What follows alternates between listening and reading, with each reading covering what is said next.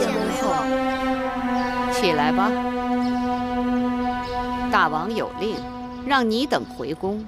米荣由魁宫侍候入住云梦台，芈月进高堂台给舒公主作伴。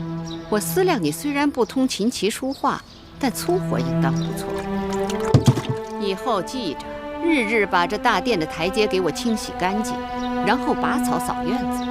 再有功夫，就要悉心照顾舒公主的起居，也算是物尽其用。戴瑁，好好训导她，让她懂点规矩。是。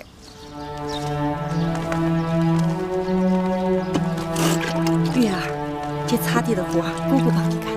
回姑记性这么坏呀？才几日就忘了那顿杖责了？姑姑，你带蓉儿回去吧，这点活我干得了。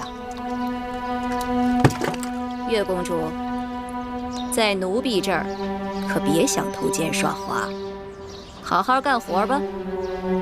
回去吧。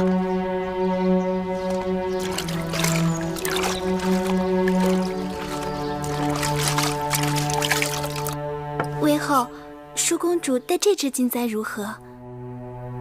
那这只呢？好啦，今日习练少司命祭舞，时辰都要到了，戴哪个不一样啊？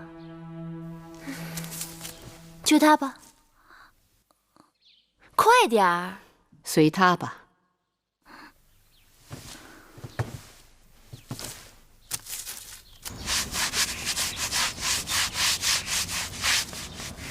月儿，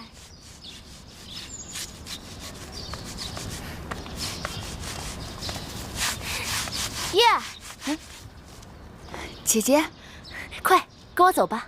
去哪儿啊？管他哪里，走就是了。快走。月公主，台阶擦干净了吗？已经很干净了。可上面明明还没擦。我说干净就干净了。舒公主，微后有旨，月公主不需要习练祭舞。那母后也没有下旨说月妹妹不许看本公主习练祭舞吧？走。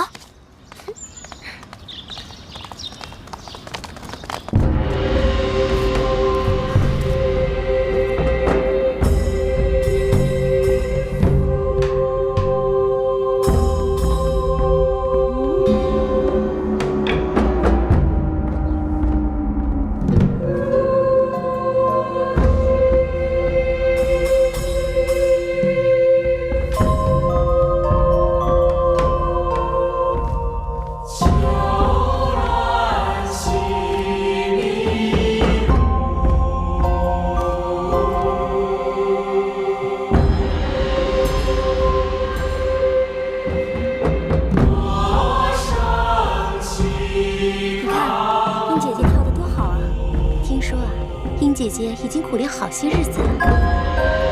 4个月后，大王宫中祭祀大典，要选得当之人献祭，她是志在必得呢。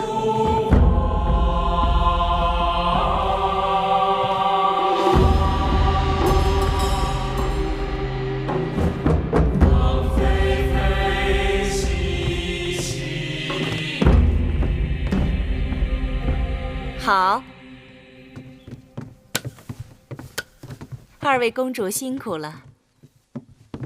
舒公主，这支少司命祭舞您习练得不够，此舞中要有手捏兰花的优雅，舒公主似有所不及。此舞却不是舒儿所长。舒公主的不及在于习练得不够，殷公主的不及却在于习练得过于刻意。我哪里跳得不好啦？难道习练多了也是错吗？公主们天生娇贵，生而自有俸禄彩艺。若论习练琴棋书画、礼乐骑射，乃至于女工厨艺、当家理政，是为了陶冶情操、增广见识，不至于五谷不分、四体不勤、雅俗不变、遇事不知。所以，让公主们习练的宗旨是什么呢？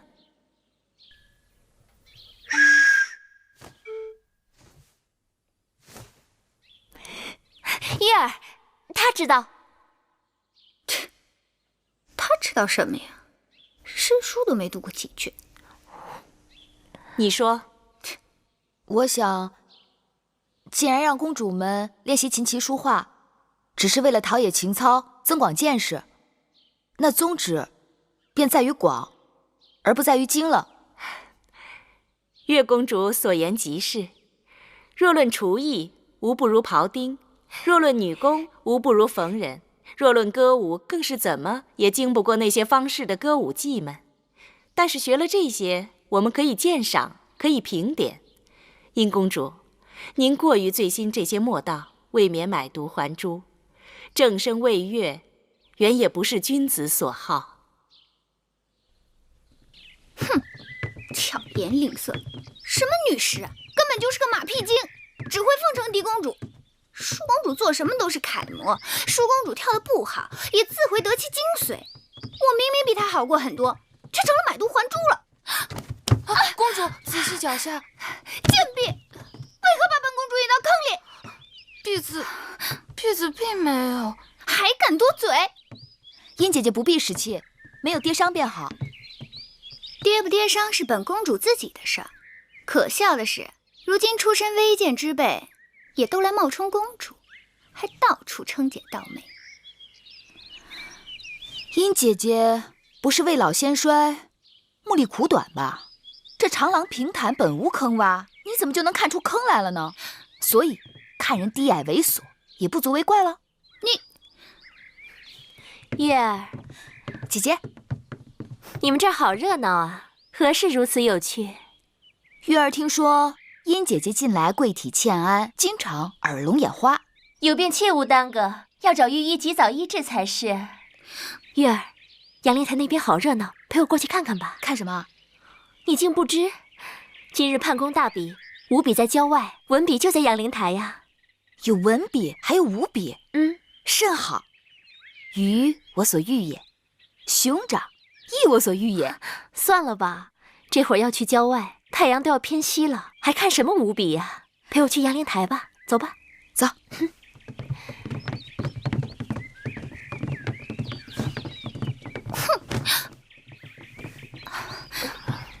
公主，是否即刻回宫？多嘴！我也去杨凌台。你们看，快来啊！是那边吗？就是那边来。哎呀，好多人呢！是啊，他们都来参加今日的文比呀，个个都是气宇不凡呢。今日啊，真可谓是人才荟萃呢。哎，你们说是不是啊？真是啊！我看看，让下我看看。那个美少年是谁啊？我知道，那个呀是唐乐。那个就是写章台赋的唐乐呀。听说他和宋玉、景钗三人被称为继屈子之后年轻一代的三大才子呢。是吗？哪个？我看看。舒妹妹，你看后面那个更是气质不凡。是穿黄衣服那个吗？不是，第4个穿红衣服那个。哦，那个我知道，那个就是写《大昭之赋》的景钗。原来《大昭之赋》是他写的，辞藻华丽，读来倒也唇齿余香，只是过于米粒了。其实《大昭之赋》不算什么，最厉害的是屈子新收的徒弟宋玉，据说能歌能赋，而且长相还格外俊美呢。哎，你看，景钗后面那个就是宋玉，看见了吗？还真是好模样，但愿内外皆是一般的锦绣。我看这场上的公子们都是才高八斗，学富五车，可不是我们大楚人杰地灵呢。就是啊。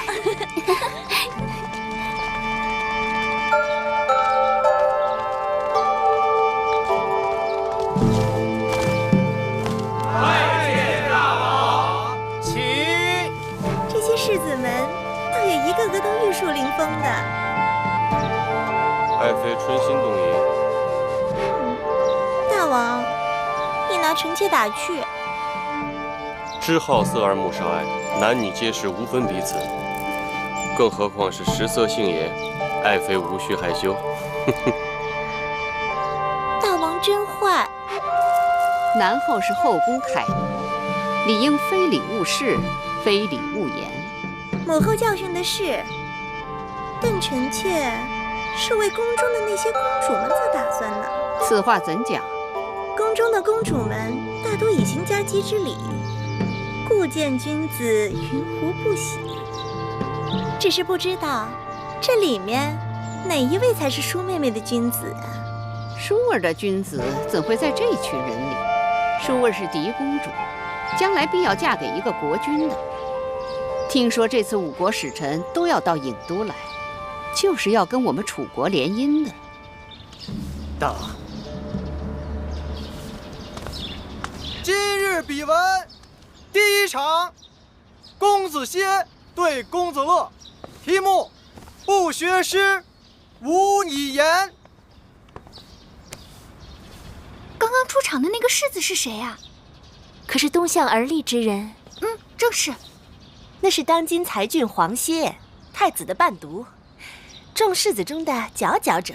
孔子作诗300，分风雅颂3部，其中国风160篇，是学习各国语言和风俗的起步。行走列国，若是语言不通，以国风诗篇交流，已成常例。所以说，不学诗，无以言，便是如此。公子乐所言甚是，只是黄歇有一事不明。既然国风是诗中重中之重，为何列国习诗都先习颂？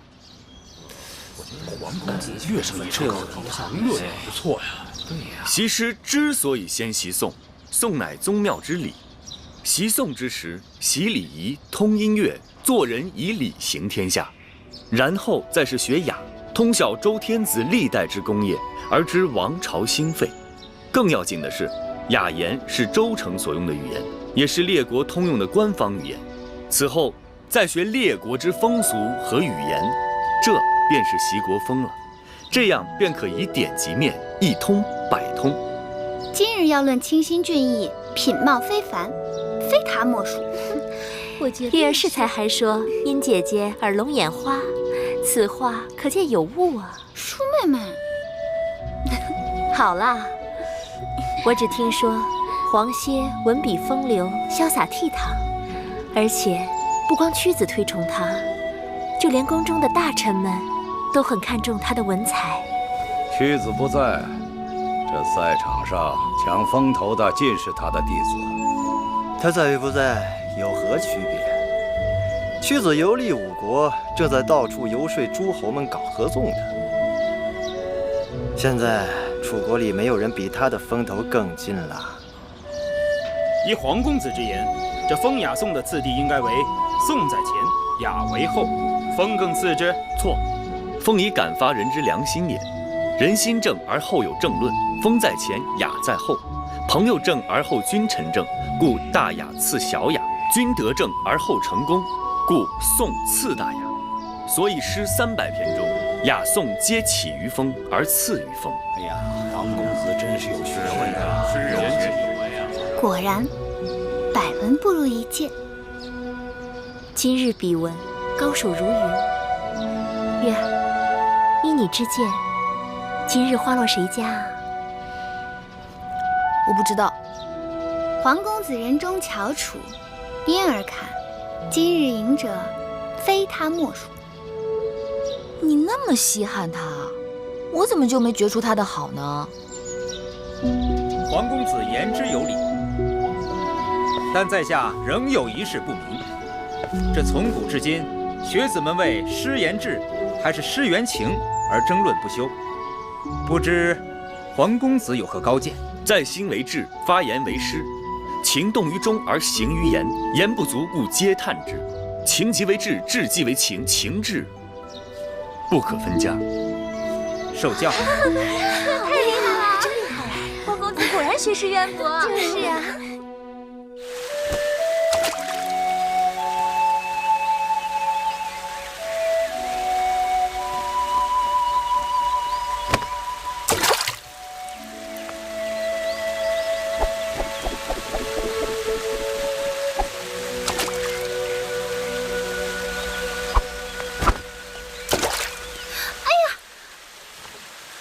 小人孟浪多有得罪，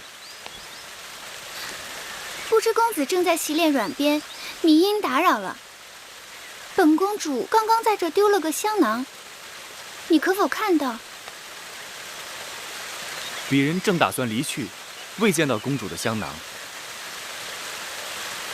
公子面熟，敢问姓名？在下太子伴读黄歇。啊，原来是公子歇。前日判公文笔，你一举夺魁。据说那些什么宋玉、景钗、唐乐，都输得心服口服呢。总算不负屈夫子教诲。只是不负屈夫子吗？还有大王的主望。除了大王呢？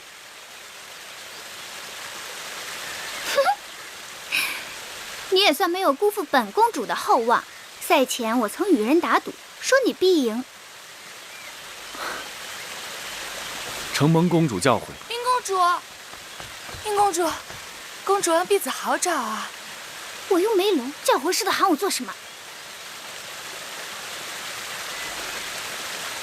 本公主的香囊丢了，你快去别处寻寻。是这个吗？公主，您不是一直让婢子帮您拿着吗？黄歇先告辞了。哎，哼，真是个呆子！公主，您是在训斥灵儿吗？你也配！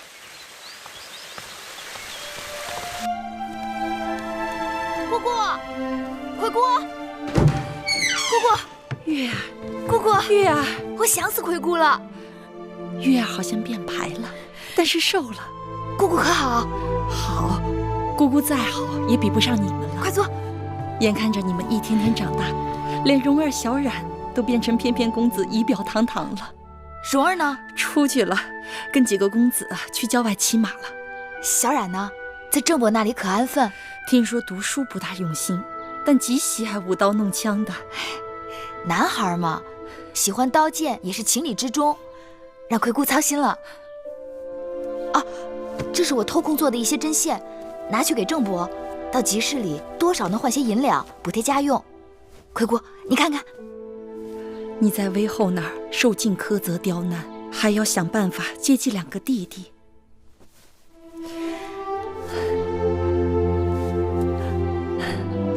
玉儿这针线是越做越好了。姑姑，你的眼睛怎么了？啊，不碍事的，已经有些日子了，看什么呀，眼前都是雾蒙蒙的，大概是快入夏了，暑热闹的，一立秋就好了。我看看。姑姑，这是翳，是眼疾，你的眼睛里长翳了。人老了，不中用了。姑姑，你这是积劳成疾，是给累的。宫里常年克扣陵园的钱粮用度，若不是姑姑，爷爷苦熬做针线出售，我和我的两个弟弟早就被冻死饿死了。不必如此惊慌，姑姑的眼睛自己心里有数，不熬到你和两个弟弟长大成人，是不会瞎的。姑姑，你放心，我一定要想办法治好你的眼睛。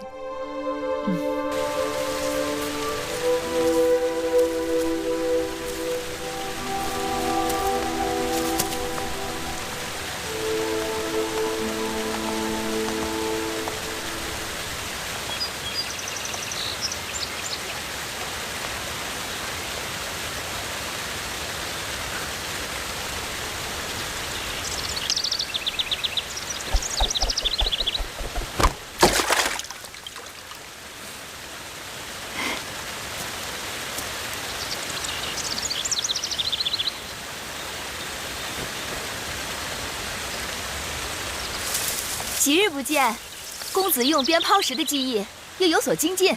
精进什么呀？跟师傅比，只有惭愧。急什么？总有一日徒儿会超过师傅。哎，你看这鞭如何？我看这手艺，像是宫中最好的工匠所为。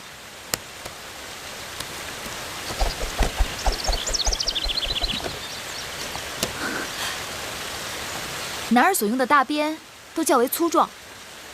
这条鞭子看起来似乎略轻巧了些。轻巧了吗？那正好送给月儿用。月儿挥鞭如流星闪过，此鞭就叫流星鞭吧。男子持鞭也有大小长短之分，大的强悍，小的轻便。公子这支鞭做随身之物也很好啊。那这样吧，月儿替我先存放几日，如何？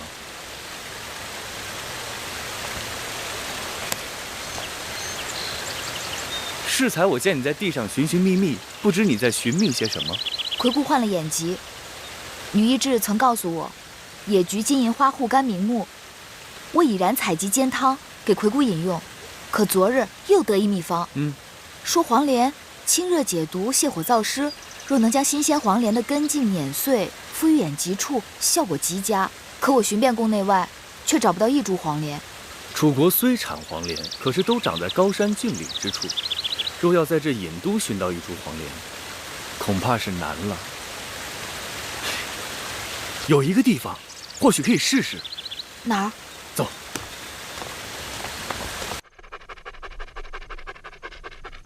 你老牵着他干什么呀？带宝官出去溜溜，别老戳在我眼前。是。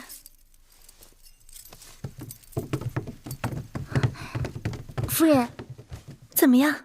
打听到了吗？大王去哪儿了？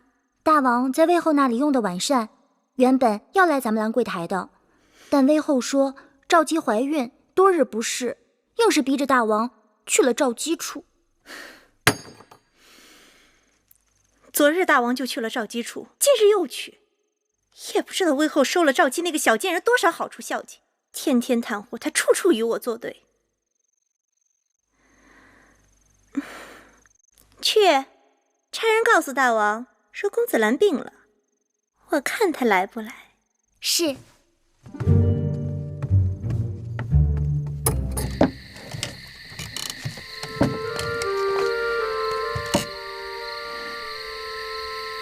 你真以为这有黄连？大王宠信郑袖，前不久让人出去搜集了许多隐都很少见的花草，都移种在这里，据说不乏药材，咱们可以试试。去看看。走。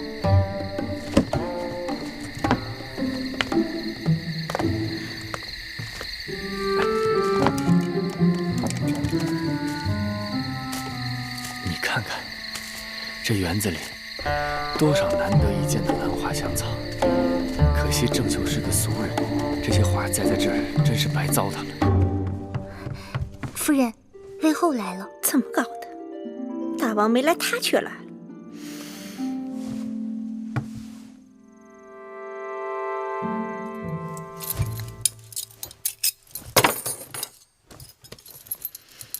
扶我。是。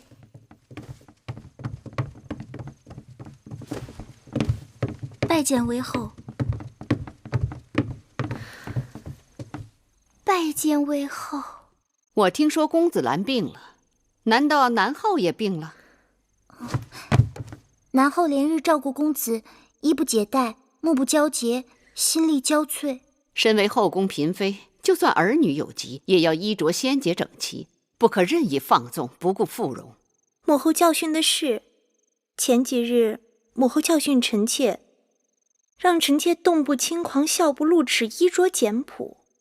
臣妾就是按照母后的意思做的。我说的是这意思吗？大王到！拜见大王。母后。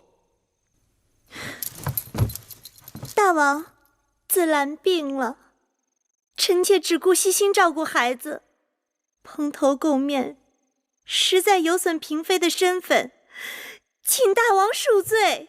爱妃快请起。大王，看着爱妃如此辛苦，寡人很是心痛。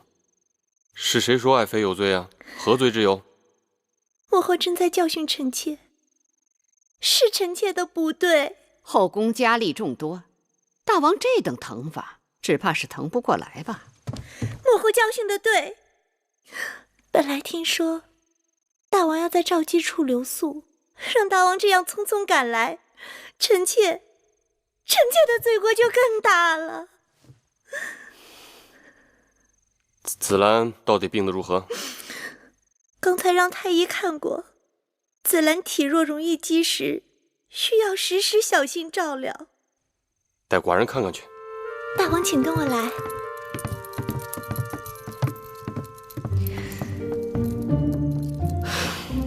瞧，水会五味子，它浑身是宝，能祛风活脉、调气止痛、清肝明目。果子成熟后还香甜无比。既然如此之好，咱们就带回去给魁姑，这也算物尽其用。好啊，摘下来，我去那边看看。好。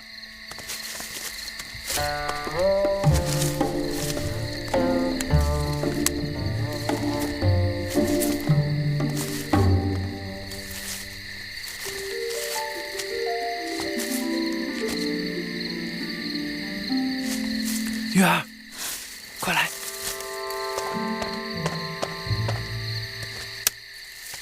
黄连，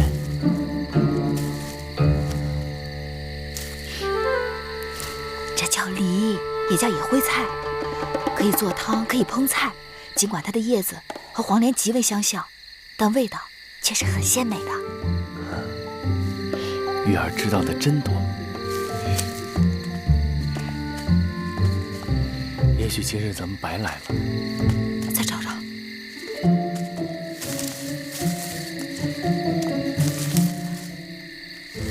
有了，黄连，这就是黄连。快把根挖出来。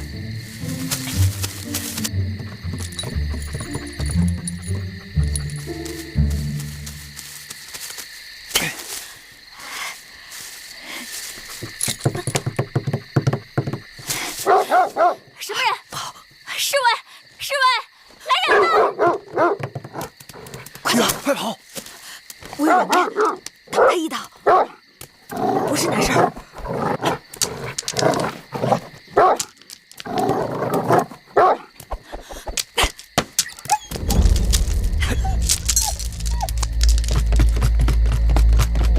侍卫来了，被他们抓住可是大罪，快跑！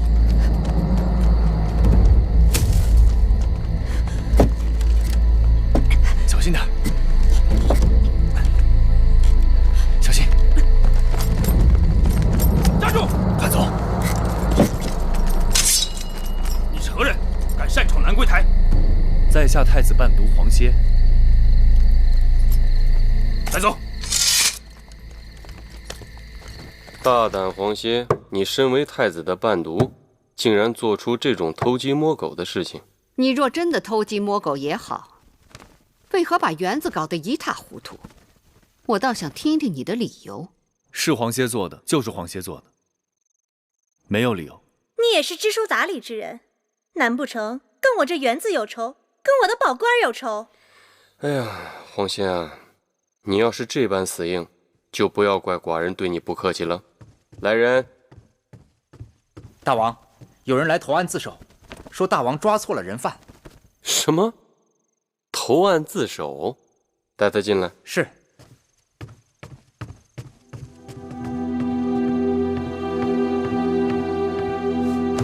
玉儿，你来做什么？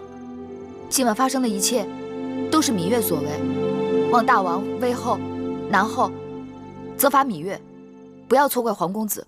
不要听芈月胡说，此事是黄歇一人所为，与芈月无关。狗是我打的，花草是我采烂的，你是一边看热闹的。侍卫抓住的是我，谁看见你做了？好了，我心里有数了。黄公子是出了名的谦谦君子，将这糟蹋花草、打狗之事由他一人承揽，说什么我都不信。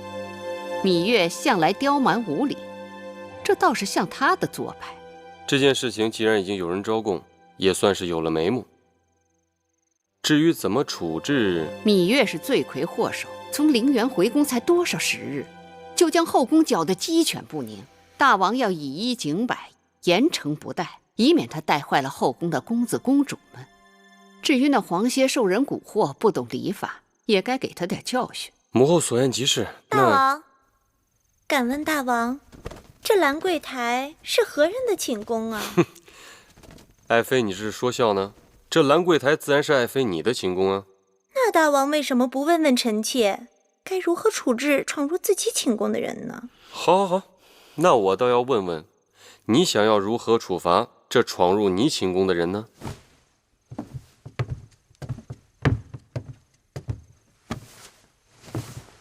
月妹妹，你这淘气也淘得太过分了。我与你打赌，说你能不能神不知鬼不觉地闯入我的后花园摘我花草。我说不信，你不仅动真格的，还找来黄公子做帮手。然后你闯了这么大的祸，看我怎么罚你。芈月任性不懂事，任凭南后姐姐打骂。大王，你看看你这妹妹，娇嫩的跟朵花似的，我哪舍得打她骂她呀？你呀你，你俩怎么还不起来？真打算在我这跪一夜呀？此事不能就这么了结了，以后后宫还有没有规矩王法了？母后，这都是自家人，这规矩王法不都是大王一句话吗？大王，你得给臣妾做主，我要芈月和黄公子给我的宝官赔不是。好，好，好，那个芈月、黄歇，一会儿给宝官赔不是。大王，大王，这园子是爱妃的，宝官也是爱妃的，您说这事儿该如何了啊？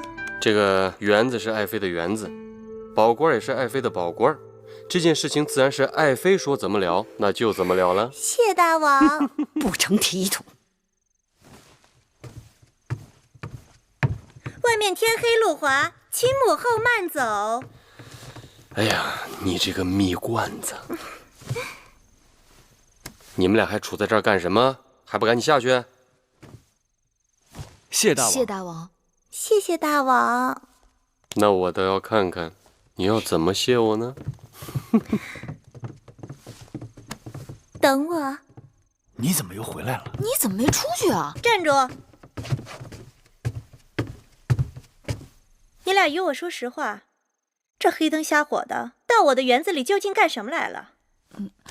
芈月有一至亲病了，需要一味草药，正巧这草药长在了南后的园子里。哼，又是草药！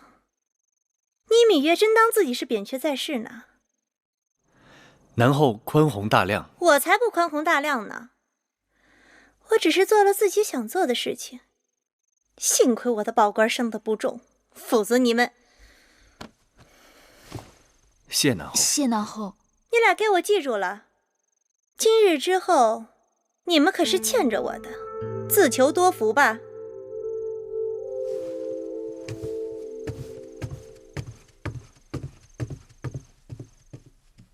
母后还在为昨日的事情苦恼吗？区区小事就不要再生气了。今日我叫你来，是听说五国使臣不久要到郢都，商议与楚国联姻之事。几个公主都到了出嫁的年纪，尤其是舒儿，她是你的亲妹妹，我们更应该为她早做些筹划。母后放心，舒儿的婚事，寡人从不敢掉以轻心。舒儿是我大楚的嫡公主，在寡人看来，想觅得佳婿并不难。在这几国当中，韩国的韩侯已婚，齐国齐王年老而齐太子尚幼，都不合适。或许燕国的太子哙、魏国的太子赤，还有赵国的赵侯雍，可以斟酌取舍。燕国太远且暗弱，魏国在走下坡路，而且求婚的是太子，都不如直接嫁给诸侯王最为有利。说起来，赵侯雍是最好的备选。他15岁继位，如今20多岁，且赵国都城邯郸又是出了名的繁华绮丽。寡人也听闻，这个赵侯雍胸怀大志，才智惊人，在列国当中倾慕他的公主不在少数。当然，他们要想与舒儿比，那就是烛火之光与日月争辉了。再者说，列国之中，我楚国最强。试问有哪一国的国君太子不想娶我楚国的嫡公主为王后呢？还有几个刚行过佳姬之礼的公主，我也有所打算。愿闻其详。公主米英乖巧伶俐，平日在宫中对我也是恭敬顺从，或许可以嫁给魏太子赤、燕太子快。母后所言在理。那其他几个公主呢？寡人记得有个公主叫米京，哦，还有昨晚闯祸的那个芈月。米京倒也罢了，至于那个芈月，她是应生的女儿，将来也只能做应，做个陪嫁。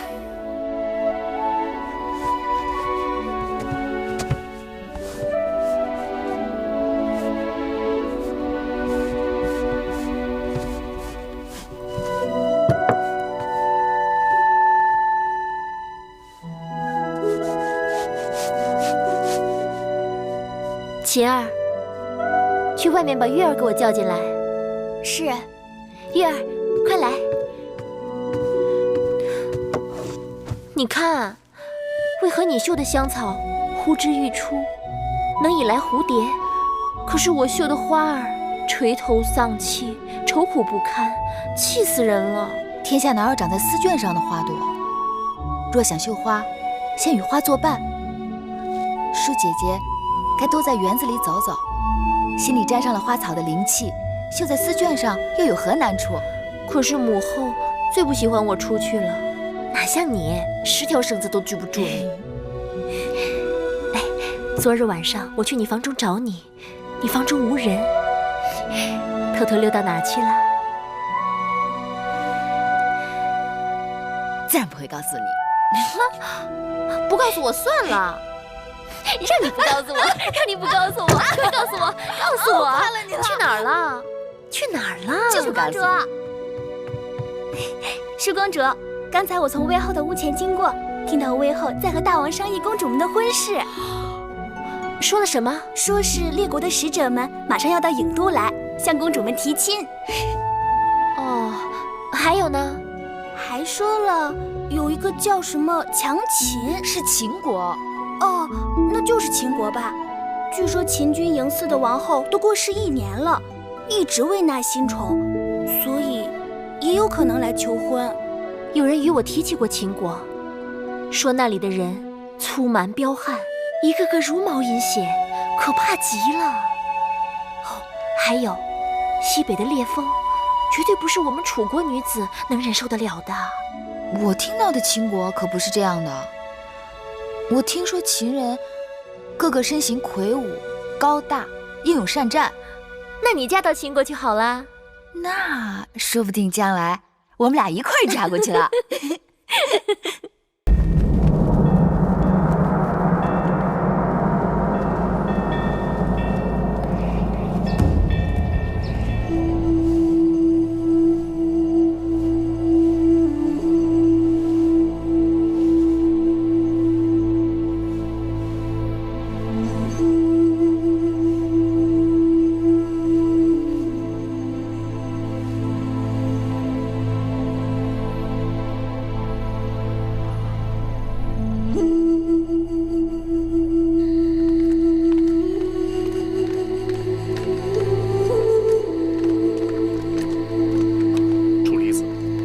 大姐，大王还没有出来。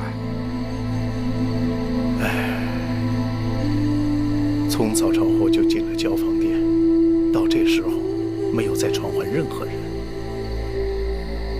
哦，楚离子，大王跟老农吩咐过，不让任何人进去。大王若恼，怪罪我好了。哎，楚离子，楚离子。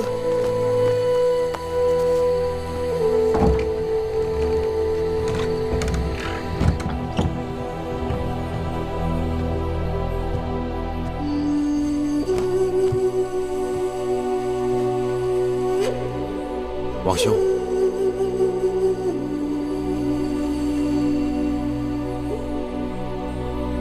你跪在这儿做什么？臣弟知道王兄御陵后伉俪情深，听说王兄从午前就进入这交房殿，整整1日，粒米未食，滴水未进，臣弟难免有些担心。今日是他的忌日。过去1年里，因大秦千里之地，尽系于寡人一身。所以从不敢废弛政务，有懈怠之心。唯有今日是个例外。寡人和他说说话，让他知道寡人的心事。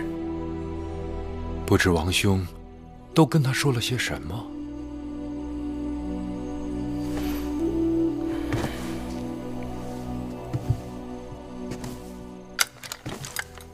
寡人告诉他，天下大事，非归秦即归楚。听说楚国的屈原游历五国，正在游说诸侯合纵，与秦国作对。我们不可任凭他们鼓噪而无所事事。再者，国不可常年无后，后宫不可永远无主。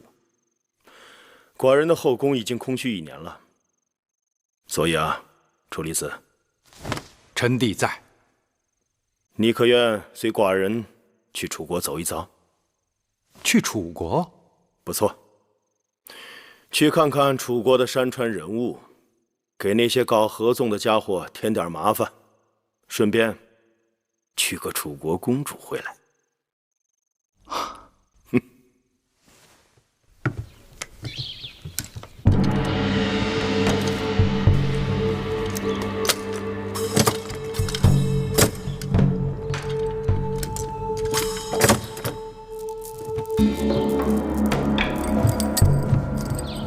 臣拜见大王。众卿免礼。谢大王。退。归坐。屈子，臣在。此番出使成果如何？禀大王，臣此番出使已与列国达成协议，齐、燕、赵、魏、韩5国已经答应4个月后与我大楚在郢都举行会盟，并且各国都有意与我楚国联姻，一致推举由我楚国作为合纵长，共同联兵对付秦国。恭喜大王，贺喜大王！此番大王为合纵长，实是我楚国大扬国威之事。屈子实在有功，此番郢都之会就由屈子一手操办。臣遵旨。屈子快快免礼。臣以为会盟之时，诸王齐聚郢都，屈子一人恐怕过于操劳。言之有理，那就劳烦令尹朝阳协同屈子。公尹昭居和大夫晋上都办事谨慎，也可协同屈子。不知大王意下如何？屈子意下如何？臣以为晋上大夫事务繁忙，公尹昭居一人辅助即可，请大王恩准。准。绿叶惜素枝，绿叶惜太素子枝。公子歇，门外有一公主要见你。月儿，月儿，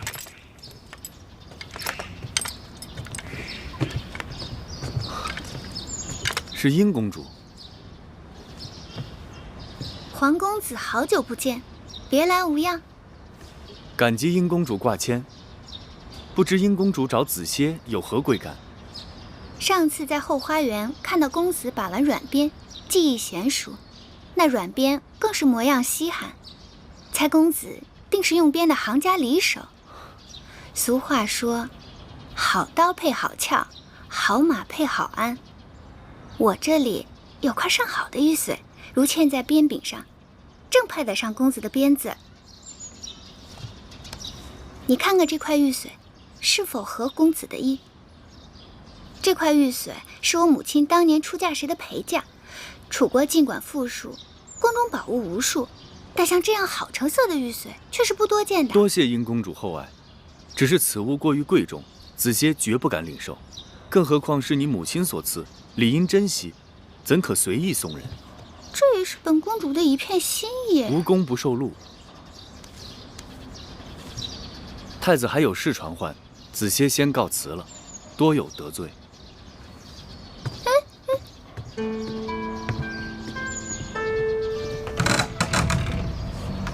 公主是否即刻回宫？皇歇，刚才竟然把我当成芈月。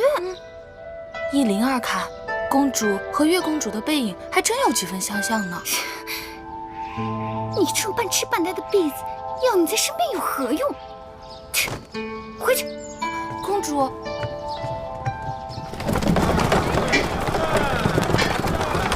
你又偷着跑出来跟我去看小人，若让魏后知道了，说不定要怎么责罚。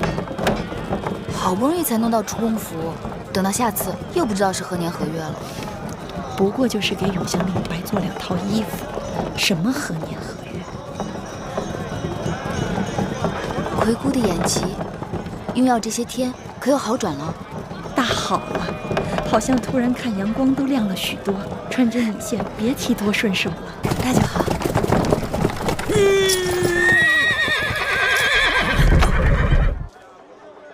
哎，松手！怎么回事？松手！快松手！下去看看。打你了！臭要饭的，快松手！松手！松不松手？哎，别打！哎，是谁把你打成这样的？哎，你要干什么？干什么？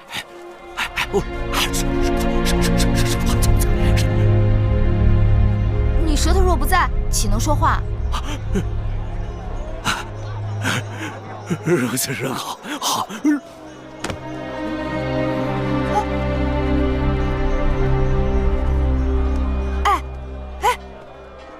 葵姑，他是死了吗？死倒不至于，不过看这个人的样子，真怕是伤得不轻。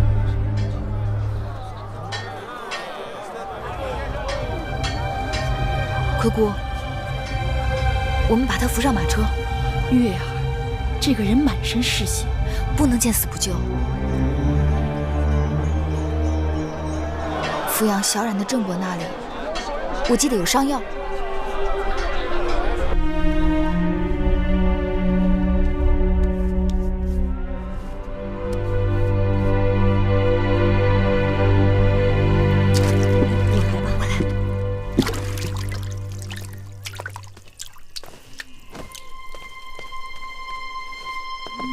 郑伯，我又带了些绣品来。啊，对，这是上次卖绣品得到的钱，你先拿着。用不了这么多，我拿走一些，去补贴云梦台的用度，剩下的留给你。你抚养小冉已经很不容易了，还要帮我卖绣品，这就见外了。你的针线是绝好的，每次拿到集市上，这个也抢，那个也要，不一会儿就卖光了。那这些东西仍要劳烦郑伯啊。只是有一事要牢记，千万不可说是宫中流出来的。那是当然。月公主大小也是个公主啊，宫中清苦，竟移之于私。多亏了你这用心思补贴。不必多说了，这几个孩子命苦，待我又孝顺贴心，我恨自己只有一双手，贴补不了那么多。姑姑，这个人醒了。月儿，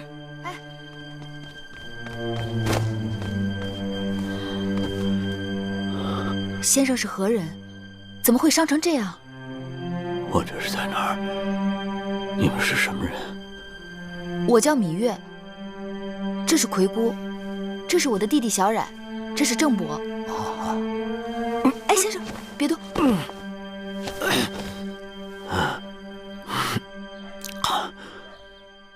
恕在下不能失礼了。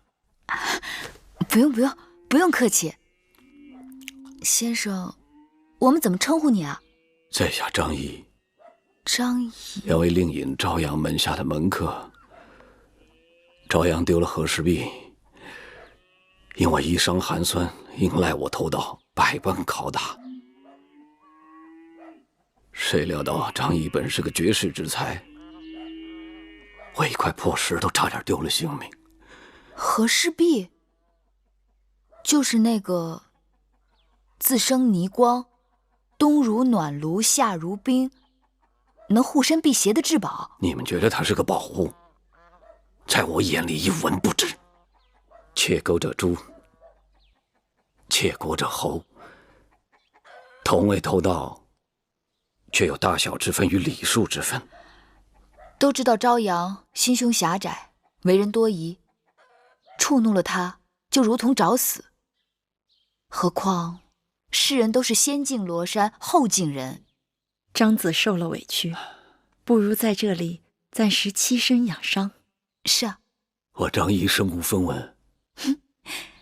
你看我们像有钱人吗？不过先生的衣裳实在过于褴褛，我和葵姑倒是可以为先生做件新衣。一件衣裳难死了张仪呀！我本打算凭着真本事来打天下，如今我清楚了，大争之时，人心险恶，能随机应变，能屈能弯，方有胜算。老天有眼啊，还给我留了一条3寸不烂之舌。凭他，今后我一定说出个天下，说出个天下。姑姑，这个人大约是被打傻了，坏了脑子，所以他才比别人更可怜。月儿，时辰不早了，咱们也该回宫了。好。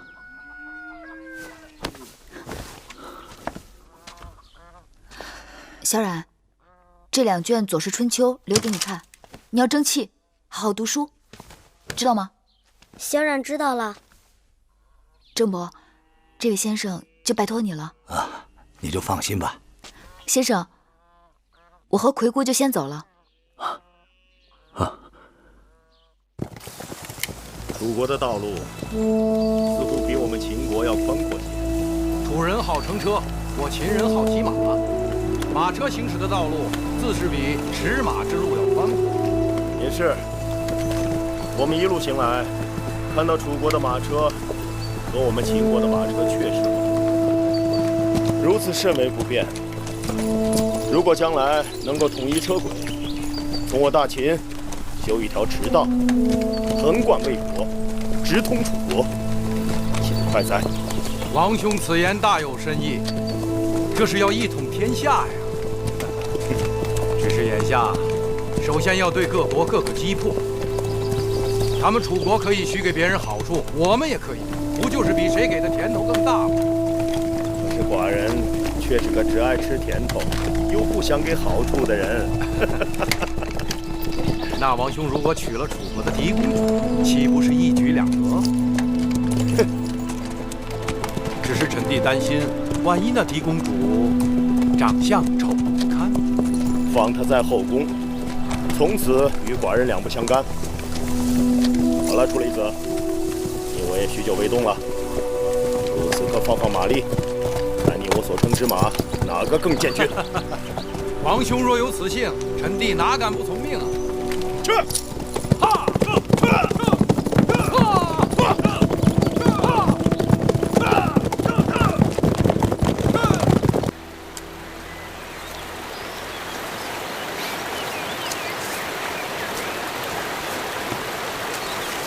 舒妹妹，你看好看吗？嗯。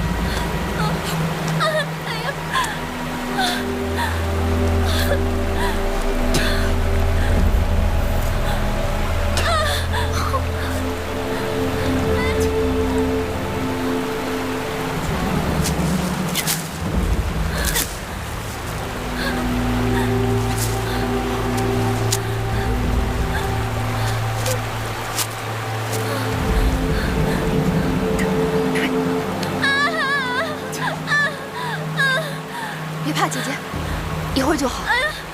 别怕。公主，公主，公主，你醒醒！月公主怎么办呀？舒儿，你还疼吗？好多了。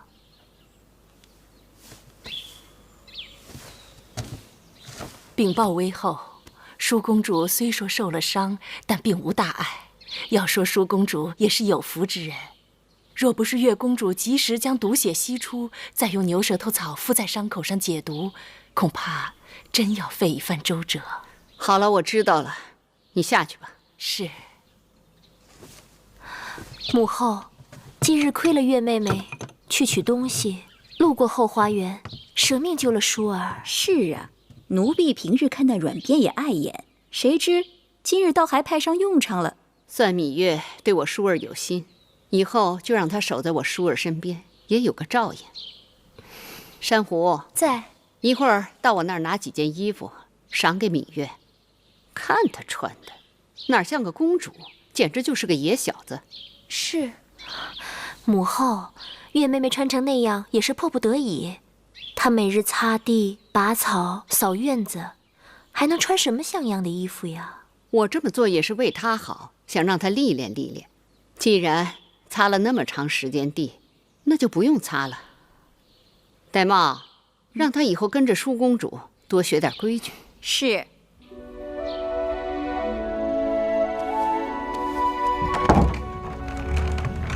月儿，姐姐，来。3月后是宫中的祭祀大典，那件用作少司命祭舞的礼服就快做好了。我纠缠母后多日，她才允诺我可以去宫外的织坊看看那件礼服的模样。你与我一同前去，等过几日礼服做好了再看，岂不更好？谁真想看那礼服的模样了？自从被蛇咬了，日日关在屋子里养伤，闷都快闷死了，就想出去透透气。那说起来，织坊仍是无趣。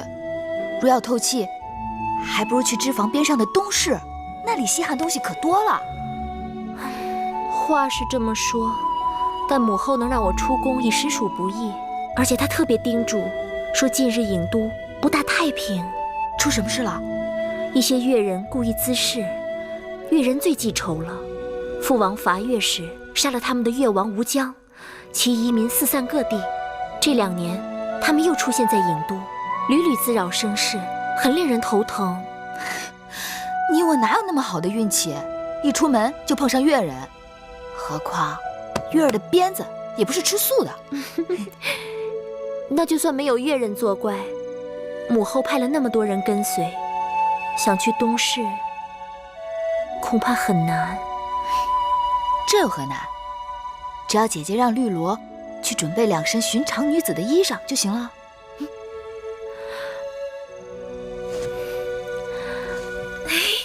让开！快点！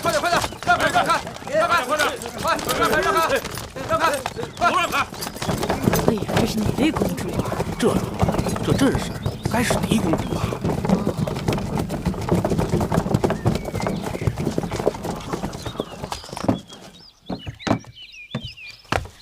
姐姐，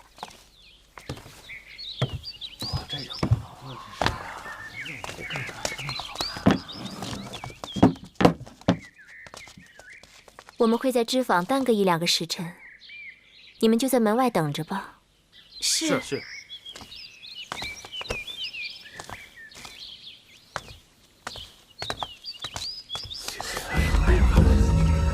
，2个还都是美人呢。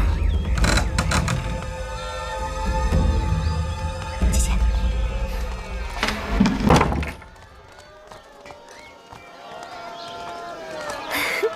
快走！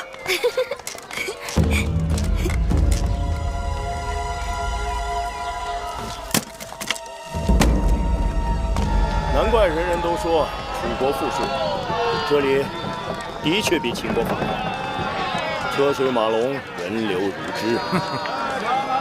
这里人太多了，摩肩接踵。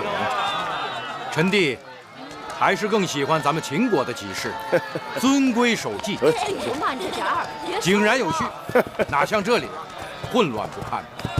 说的也是啊。哎，都来看一看了啊！不过呀，做生意还是人多了好。哎，说起生意一事，臣弟已为王兄打听到楚国狄公主的确切消息。说来听听。那狄公主名叫芈姝，据说贤淑端庄，是诸国狄公主当中难得的美人啊。看来寡人运气不错。不过这秦楚联姻，还需要相宜之人搭线才能成功。王兄说的是，数年前我与上官大夫靳尚曾在魏国相遇，也算是旧日好友。此人野心勃勃，又诛求无厌，不妨先用他做庄买卖。大白兔，姑娘，看个兔子吧，兔子啊，看着是葫芦套，可知吧？啊，咱把钱再看看。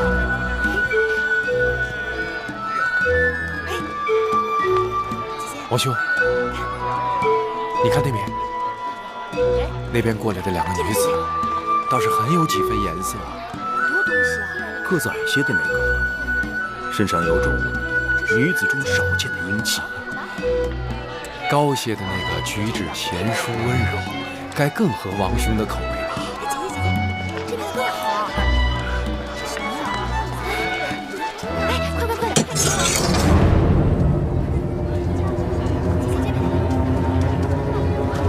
看书简，给我看看。姐姐，你看，这书简上抄录的，我觉得应该是。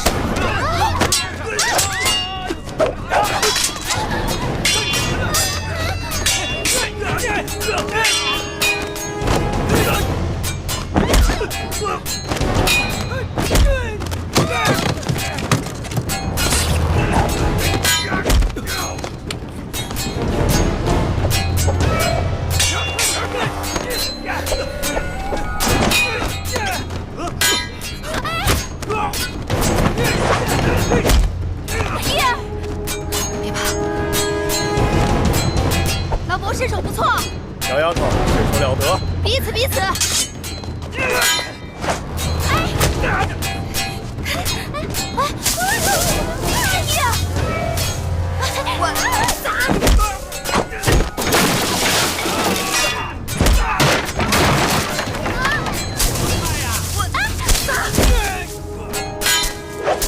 快扔这个！给打！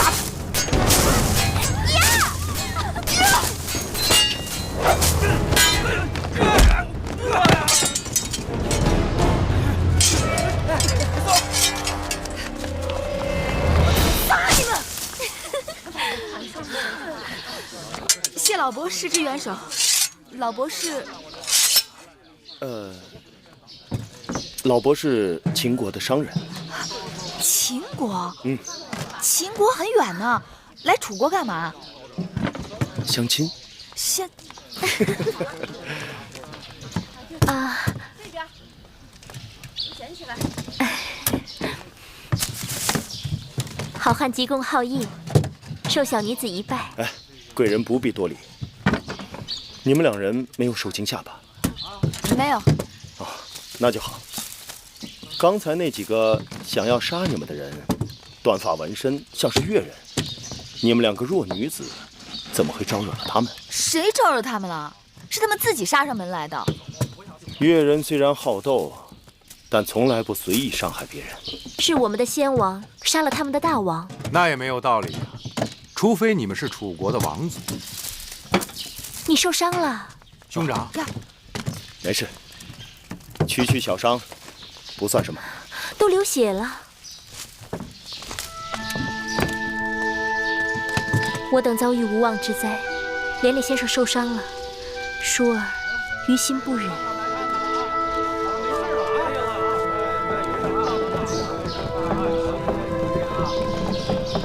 在下谢过贵人。不必多礼。何人在此私动？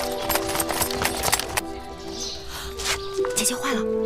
咱们若不马上赶回脂房，只怕就要被宫里的人发现了。多谢老伯，告辞了。走。恭喜王兄！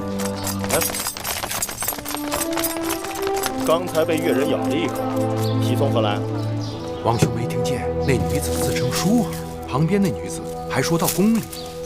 看来越人追杀他们是有道理的。可是楚宫里公主不少，谁知道她是哪一个？臣弟刚刚跟王兄讲过的，那楚国的嫡公主就叫宜舒。看来王兄中头彩了。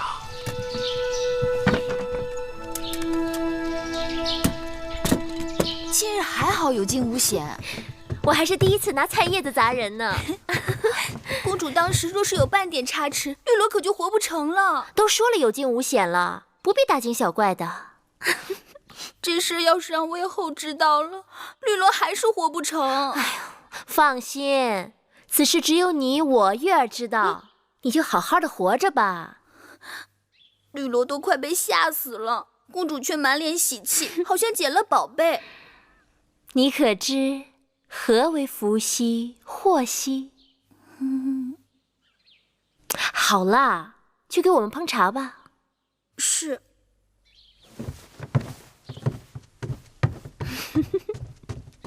哎，姐姐，那老伯的剑法真不错，若不是他挡得快，那越人的刀就落在姐姐头上了。原来秦人之中也有如此慷慨仗义之人，不仅孔武有力，而且风流潇洒。难道姐姐真的喜欢上秦人啦？我只是在说秦人与我们楚人的区别啊。再说了，我们楚人当中也有出色的男子啊，不仅风度翩翩，还玉树临风。就像谁啊？怎么不说了？不像谁？就像黄公子、黄歇那样，如何？那是你说的，不是我说的。你不喜欢黄公子吗？我何时喜欢过？玉树临风，也不招妹妹喜欢。明明是姐姐喜欢孔武有力、风流潇洒的。死丫头！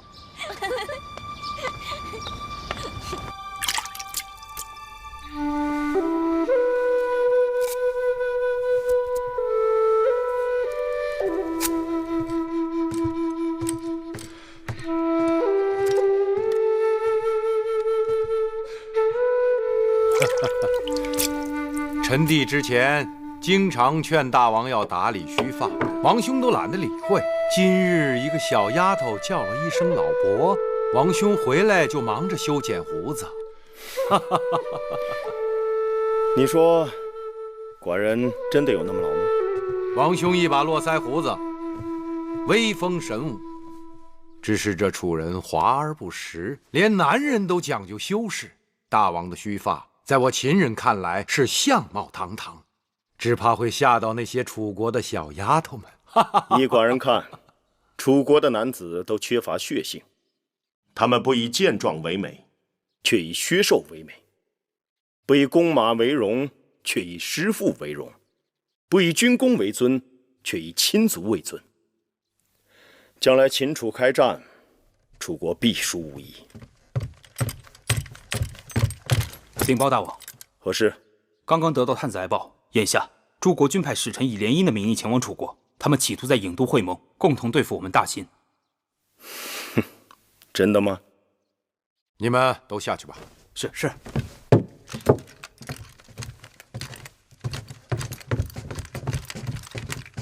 大王，来者不善，需多加提防才是。没什么可慌张的，既来之则安之。寡人还要多住几日，想办法多得到一些楚国的文化典籍、刺绣、养蚕等书。除此之外，还要招揽楚国的英雄贤士，娶到楚国的嫡公主。寡人要布一盘好棋，一步一步的走。这先走哪一个棋子呢？你打算修一下胡子吗？我，臣弟敬谢不敏。屈子，你可知秦王嬴驷已到郢都？是。一边是3月之后，吴国使者即将到来联楚抗秦；一边是秦王嬴驷已经抵达郢都，要与我大楚联姻。屈子，你看此事当如何是好啊？大王，值此合纵抗秦之际，臣以为大王当即刻将其驱赶出境，向诸国显示大王抗秦的决心。大王，屈子所言万万不可。秦王为求亲而来，愿娶我大楚公主，结姻亲之盟。秦王曾言道，7国当中最强大的国家只有秦国与楚国，秦楚联盟，退可震慑5国，安定城邦；进可并吞5国，平分天下。由此可见，秦王对我大楚心怀友善。秦王来我郢都，若寡人直接将他驱赶，未免有些不讲礼义了。大王，乱世之中，7国争雄，我楚国与秦讲礼义。若有朝一日大王与秦王易位而处，那秦王未必会和大王讲什么礼义呀。你是在诅咒大王日后会被秦国所擒吗？臣未有此意。然秦王乃虎狼之辈，大王切不可姑息养奸呐。大王，2国交兵不斩来使，更何况楚国和秦国并未闹翻。5国推举大王为合纵长，那是因为我大楚强盛，更是因为大王道德楷模。若大王对秦王做出败礼负义之事，那岂不为全天下人所耻笑？如今是争雄之势，礼位之崩，乐位之坏，众人都不讲礼义诚信，然我大楚一直礼义为先，驱赶秦王夷人口实，是寡人平日所不取的。大王，3个月后5国使臣将至郢都，此事皆是据闻。秦王就在郢都，自然不会不知晓楚国欲与5国立合纵之盟，而这一联盟将大大不利于秦国。秦王此来，必是期与大王连横，破坏6国合纵啊！这……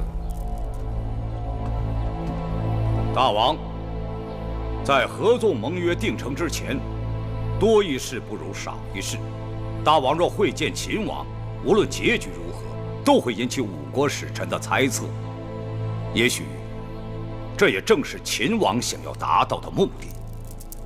大王，秦王也是一国之君，诚意而至，大王若不见他，于情于理都说不过去吧？大王若觉为难，臣有一字可应对秦王。何字？托。托？大王既不说要见秦王，亦不说不见秦王，只言身体不适，事务繁忙。若稍有闲暇，必与秦王杯酒言欢。那要拖到几时？拖一时算一时。若能拖到楚国与5国结盟已定，秦王听闻必将遁走。倘若再厚着脸皮求见大王，其生死荣辱，均已操于大王之手。众卿看呢？这个主意好。大王，臣以为还是不见得好，省得麻烦。大王，臣也认为眼下也只能这样了。善，那寡人就依屈子所言，拖他一拖。大王，楚王推脱身体不适，避而不见。什么身体不适？明明是托辞。那就用不着跟他多费口舌，定是有人给他定下了计谋。世间之物，多不可强取，但可迂回。寡人想，那朝堂之上并非铜墙铁壁，你不妨与你的老友靳尚再多走动些。臣弟已赠予他财物。那晋上过贪是典型的小人之才，给他好处向来是有一报才还一报。这种人正合寡人之意。晋上向来自负，善于钻营和游说，气量狭小，睚眦必报，有着与其才华不相称的勃勃野心。寡人不怕他贪，就怕他不贪。给他一颗大大的鱼饵，让他为寡人钓上楚国最大的鱼。此外，寡人要娶楚国的嫡公主。那俗话讲，强拧的瓜不甜，寡人求的是瓜熟蒂落。上次东市偶遇，可谓天作之合。你不妨去告诉晋上。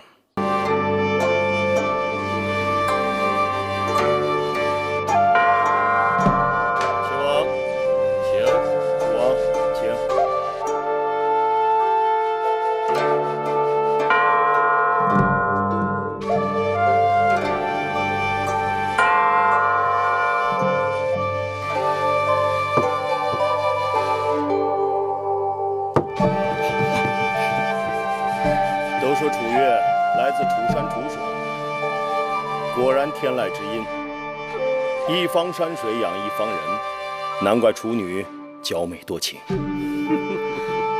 妹妹，那个秦王怎么那么面熟啊？哪里是面熟？他明明就是那个搭救你我的秦国生意人。为了楚秦联姻，秦王千里迢迢来我郢都，足以表明诚意。只是这婚姻全凭缘分，不知舍妹与秦王是否有缘呢？久闻楚国嫡公主兰心蕙质，花容月貌，嬴驷倾慕已久。今日舍妹恰巧在宫中，秦王若不嫌弃，寡人把她换来一见可好？嬴驷三生有幸，愿一睹嫡公主风采。请淑公主来。是。楚王，请。秦王，请。他说他是来相亲的，原来是来相你的。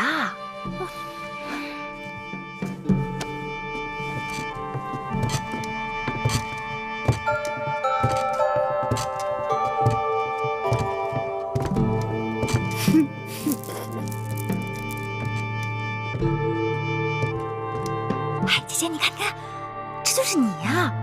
肥面宽鼻，粗手粗脚，头大如斗。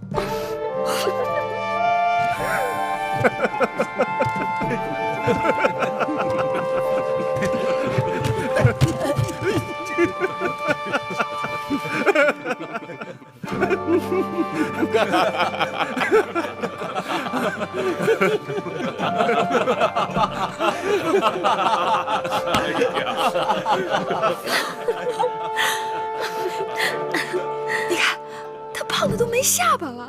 姐姐，这可是你呀！讨厌！楚国嫡公主芈姝拜见大王。秦王。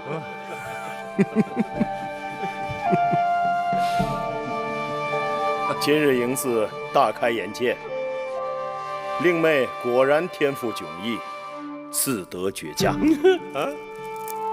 秦王口中的四德，可是周礼所言的妇德、妇言、妇容、妇功。舍妹淑儿自幼在宫中悉心教养，四德自然是不会差的。此四德非彼四德也。令妹是保德、恶德、热德、冷德。秦王此话怎讲？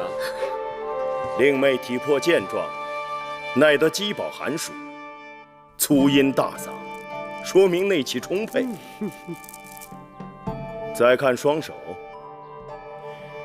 寻常宫中女子都是纤纤素手，青葱玉腕，令妹之手却粗壮、红润、有力。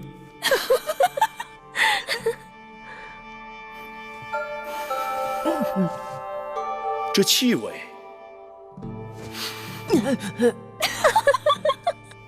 这浑身气味是油烟柴薪之清香，狄公主该是精于煎熬繁制之烹饪高手。都说当年齐桓公的庖厨易牙，厨艺无双，只怕他若在世，也羞于与令妹比肩。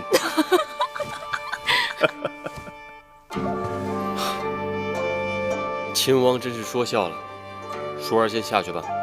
是。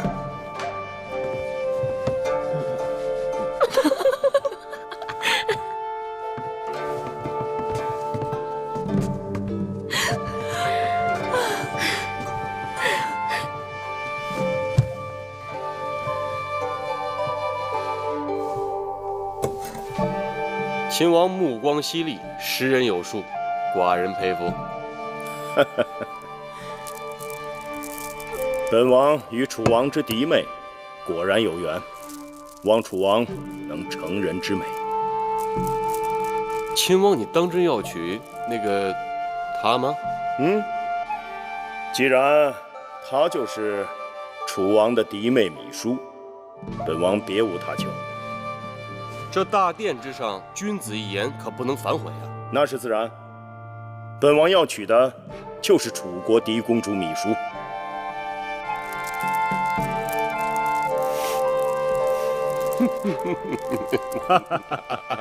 来，楚王，来，秦王，请。原来那老伯就是秦王。那秦王修剪了胡须，竟然一表人才，气宇轩昂。只是他怎会如此糊涂，竟不分美丑，被王兄戏弄？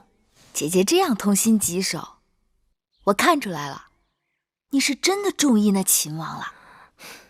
秦王有何不好？秦王自然是好，可他在大殿对大王信誓旦旦，要娶的楚国嫡公主，可是那个浑身柴薪清香、善于烹调的胖芈姝呢？那他是中了王兄的圈套，说不定他就是看中楚国嫡公主厨艺了得呢。你平日里姐姐妹妹的叫得那么亲热，如今我是热锅之乙，你却在一旁看热闹。好了，姐姐莫急，你说你要我如何帮你才好？得有人出宫，告诉秦王实情。这有何难的？此事交给我了。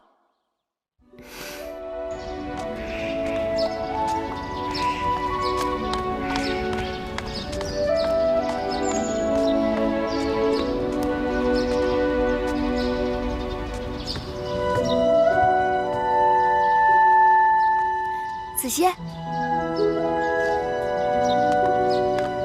哎，子歇，你要去哪儿啊？我不去哪儿。既然你不去哪儿，正好给我帮个忙。你那样厌烦我，为何还要来找我？你这个呆子！我找你，就是因为我有了麻烦，要找你帮忙。听不明白。你是君子，假如不是因为与我赌气，你怎会不明白？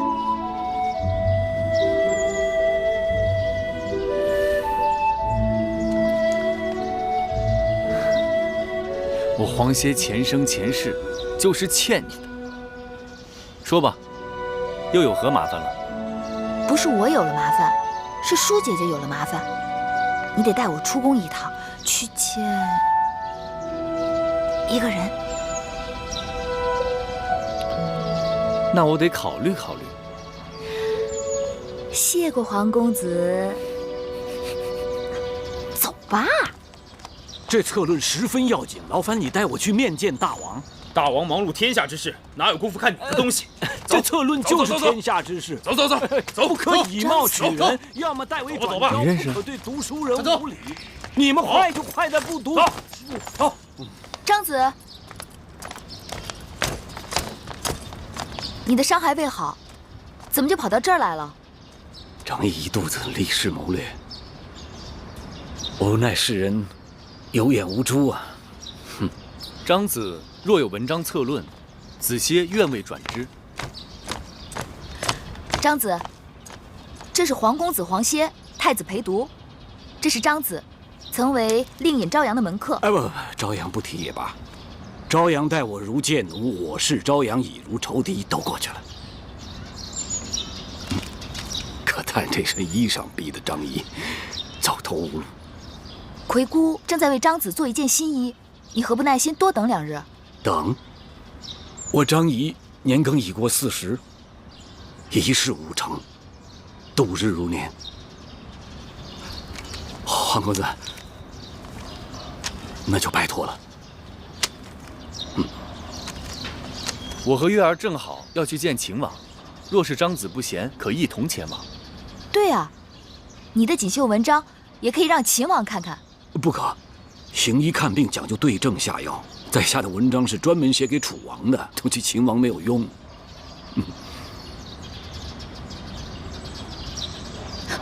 不管怎么说，一同去吧。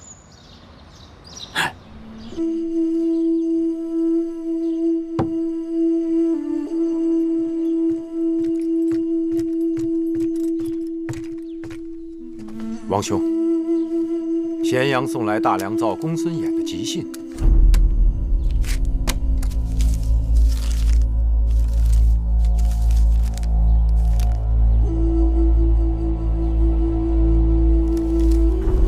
出什么事了？年初，义渠国那边旧王病故，立了新王翟离。义渠国的王叔对此耿耿于怀，为此准备带着重礼到咸阳拜见寡人。义渠国年年搅扰我大秦边境，是寡人的心中大患。公孙衍提议借义渠内讧之机，灭掉他们的气焰。看来寡人不得不马上离开郢都，回咸阳一趟。但这秦楚联姻之事，楚王已经答应将嫡公主芈姝许配给寡人，寡人正好回咸阳，在6国结盟之前，准备一份厚厚的聘礼送到郢都来，看那楚王如何收场。王兄，那贾芈姝实在是丑得吓人呐！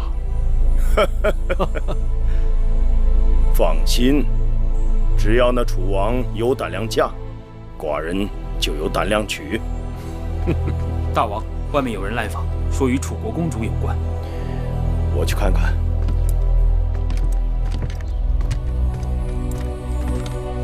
小丫头，怎么找老伯找到这里来了？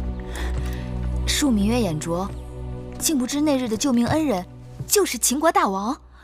不必多礼，贵人们无恙便好。老伯修过胡子，你真面目示人，果真一点都不显老。啊，这是黄公子黄歇，这是张子张仪。大王，大王，屈子高徒，太子伴读，本王久仰大名。大王客气，虽是初见大王，但秦王之名天下皆知，一代雄杰，黄歇佩服。秦国自商君变法以来，国势日彰，诚邀天下士子入我咸阳，共谋天下。那屈子名动九州，寡人正思量，若诚邀屈子，不知他是否肯屈尊入秦。楚国乃屈子之父母之邦，恐怕师父不忍背弃。不错，如今楚国势强，屈子身为左徒，深受楚王信任，力图在楚国变法，前途无量，何必千里迢迢远去秦国？然世事盛极必衰，如今楚国朝堂之上，极恨屈子的大有人在，拥护变法者甚寡。更何况楚王为人优柔寡断，只怕一日翻脸，屈子便朝不保夕。身为旷世之才，屈子难道甘心在庸君手下做一个庸臣？男儿生于天地之间，自当纵横天下。若是一举能动诸侯，一言能平天下，岂不快哉？秦王对我楚国宫中之事仅知一二，就此推论，恐怕有所偏失。寡人知道，秦国能给屈子的，楚国也都能给屈子。但寡人今日会给屈子2个字：是楚国一世都给不了的。敢问，是哪2个字？请黄公子转告屈子，那2个字是痛快。楚国绝对不能给屈子痛快。哼，小丫头，你说寡人的话对还是不对？对，也不对。怎么讲？说给别人或许是对，但说给屈子，那便是不对。玉儿说的对，大王让黄歇转告屈子2个字，只怕屈子亦要还大王一字。何字？忠。子不忠父，乃为逆子；臣不忠君，终为二臣。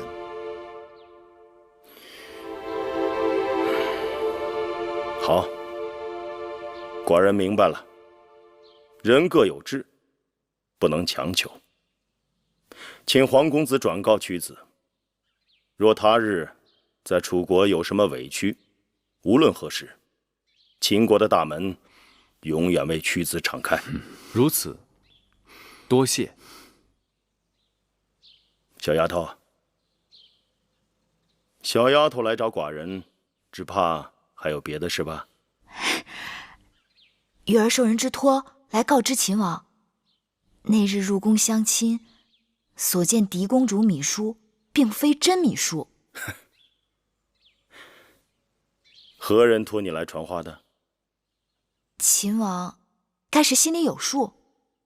那他为何不亲自前来告知？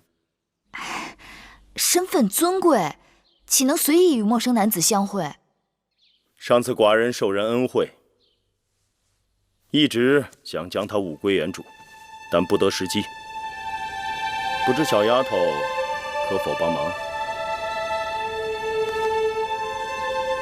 秦王放心，我定会让这块方巾物归旧主。好，无事，那我们先告辞了。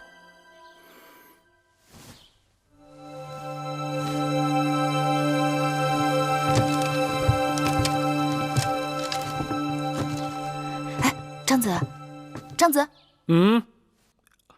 不与我们一同走吗？我可以走，但只怕我这一走，有人会错过一个人才，错失一次良机，那事情可就大了。所以，你们先啊。啊，那我们先告辞了。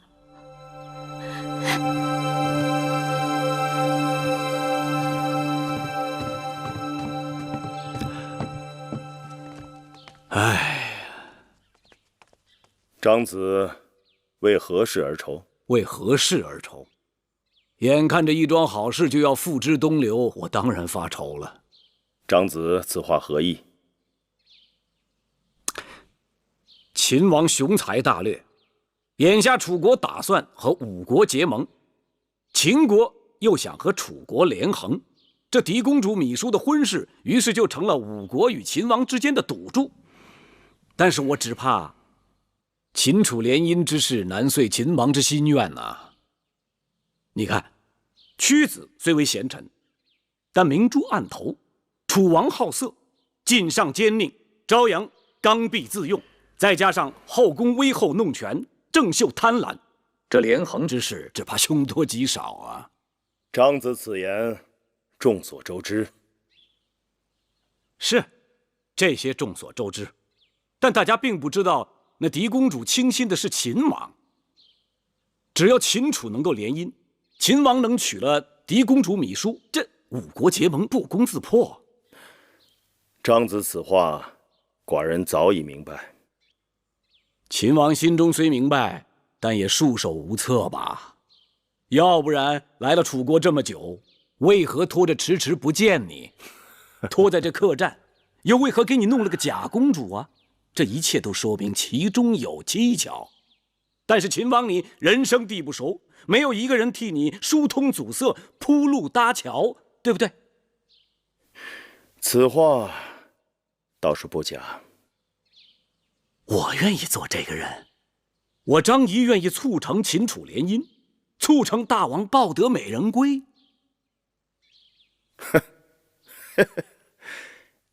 可是，张子凭什么夸下这海口呢？凭什么？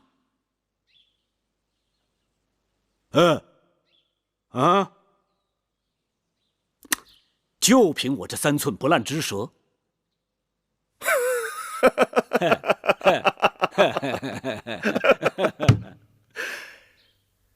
寡人看得出张子手头拮据，给你20斤，去自谋生路吧。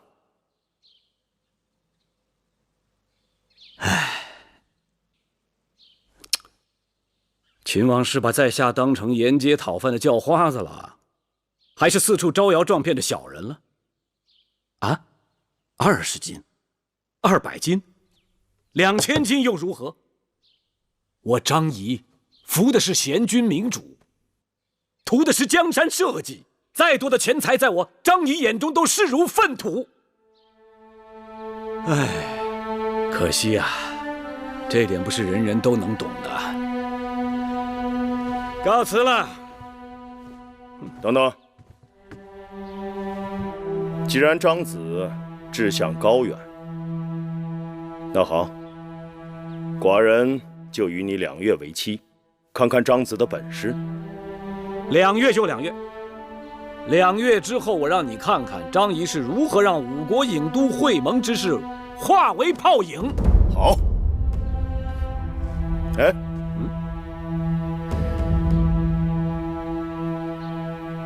寡人给你10斤，去买身衣服。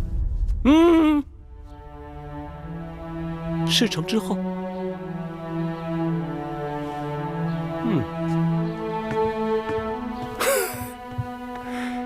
有意思。那秦王气度纵横开河，气贯长虹，若能与他做天下之争，也算是平生一快。那张子自叹怀才不遇，可为何见了秦王，却根本不提这策论之事？张子不是说了吗？这策论是专为楚王而写，与秦王无论。特别结实。把包袱拿来。你挑一个吧，别走。干什么？别走。我要看看张子的策论中究竟写了些什么。不妥，此举非君子所为。你是君子，我不是。拿来。玉儿当然也是君子。唯女子与小人难养也。给我。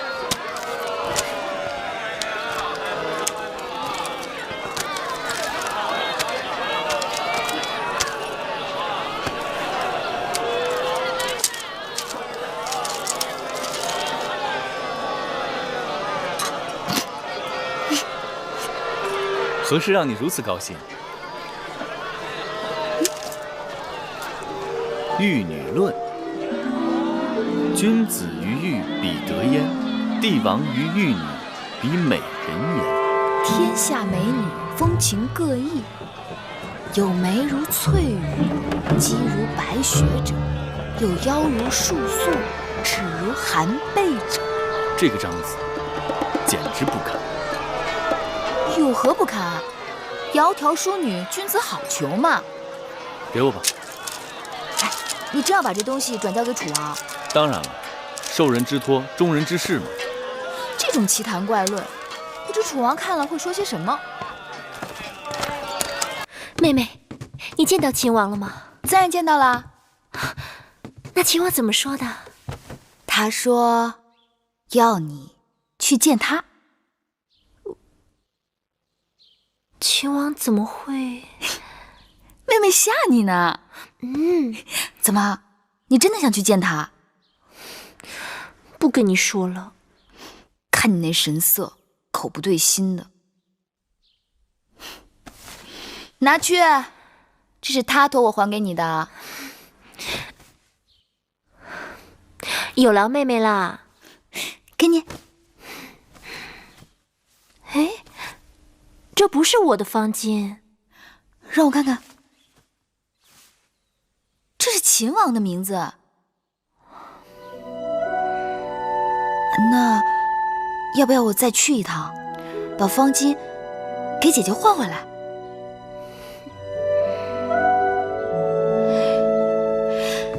这么说，是郎有情，妾有意了？人是你去见的，方巾是你拿回来的。你要再这样，我去找母后评理。评理我倒是不怕，左右不过是一顿打罢了。只是可惜了这一桩好姻缘啦。那这方巾我不要了。不要了？不要？那我也不要了，我扔了。我扔了。嘿，姐姐。可惜了谁的好姻缘呐？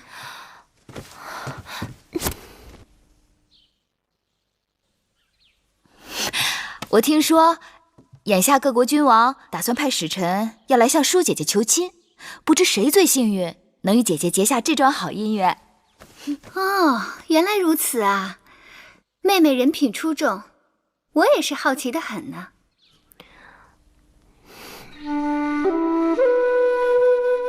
魁姑，张仪从出生到今日，也穿了不少件衣裳，可唯有这件衣裳，张仪将铭记一生。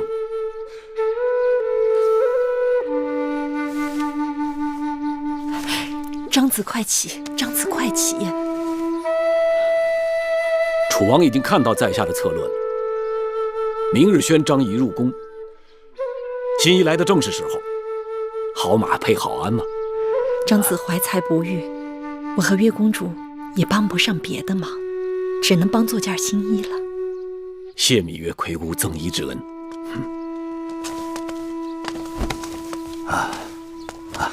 回来了。哎，小冉，你怎么愁眉苦脸的？小冉今日怎么一声不吭的？是何人得罪了我们小冉？哎，今日带小冉到东门集市卖姑姑的女工，小冉看中了一把小宝剑，竟要价10金呐！什么宝剑？怎么会这么贵？那宝剑刃如秋霜，真的很好。姑姑不知，前几日老朽给小冉请了个师傅，教他几手刀剑功夫。这师傅啊，夸小冉天分难得，是将帅之才，所以啊，小冉一心想要把合手的宝剑。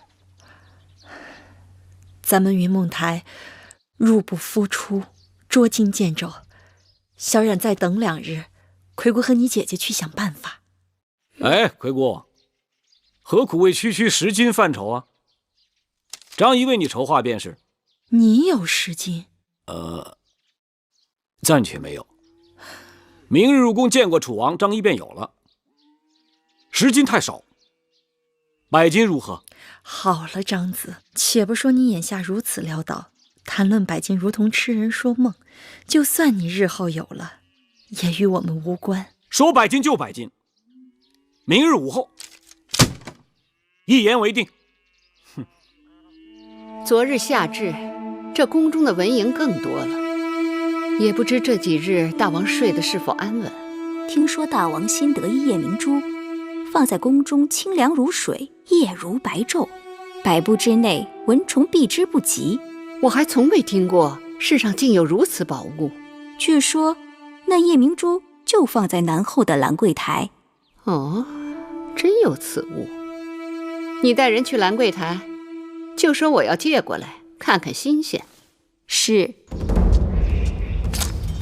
站住！怎么又是你啊？在下张仪。啊，张子，大王已等你多时，请。哼。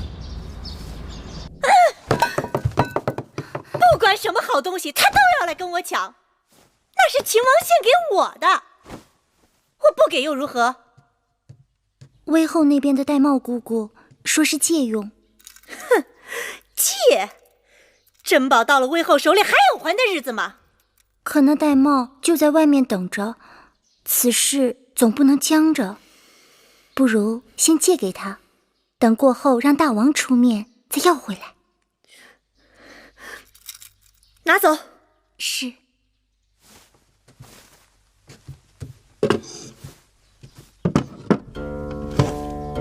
寡人读了张子的玉女论，张子对这天下的美人果然是学问颇深。哎，不敢。张仪怎敢在大王面前卖弄粗浅之见？想那屈子在大招之中就有峨眉漫之，容则秀雅之言。张仪早就知道楚国美色尽在后宫之中。哎，不过大王，这列国之美人，大王是否都曾见过？在寡人的后宫之中，未必只有处女，这魏女、齐女、韩女、赵女亦都不在少数。这些个只能称之为女人，称不上美人。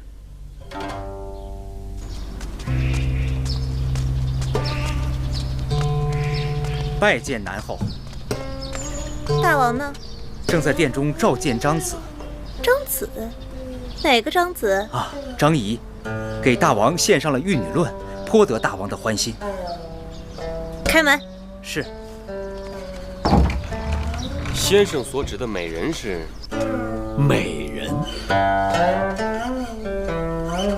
美人如四季花色，梅令人高洁，兰令人幽怨，菊令人淡雅，海棠令人惊艳。张仪以为齐女多情，楚女窈窕，燕女雍容，韩女清丽，赵女娇柔，魏女美艳，秦女英气，如百花若百宝，争奇斗艳，各有妙处，不一而足。妙哉，妙哉！先生对美女的这番言论，实在是寡人闻所未闻，生平仅见。那以先生之意，寡人如何才能博采深意，体味这美人的妙处呢？大王若能将列国之美人齐集于后宫，日日相对，深吸三味，试问天下还能有谁比大王学问深厚，艳福齐天呢？说得好。可是寡人如何才能收集齐这列国的美人呢？大王以为在下的眼光如何呀？张子对天下美人见解精辟，眼光独到。那就让张仪为大王踏遍列国，寻访天下之美。好，那寡人赐先生千金，就拜托先生替寡人寻访列国的美人，收入我楚国后宫。大王英明。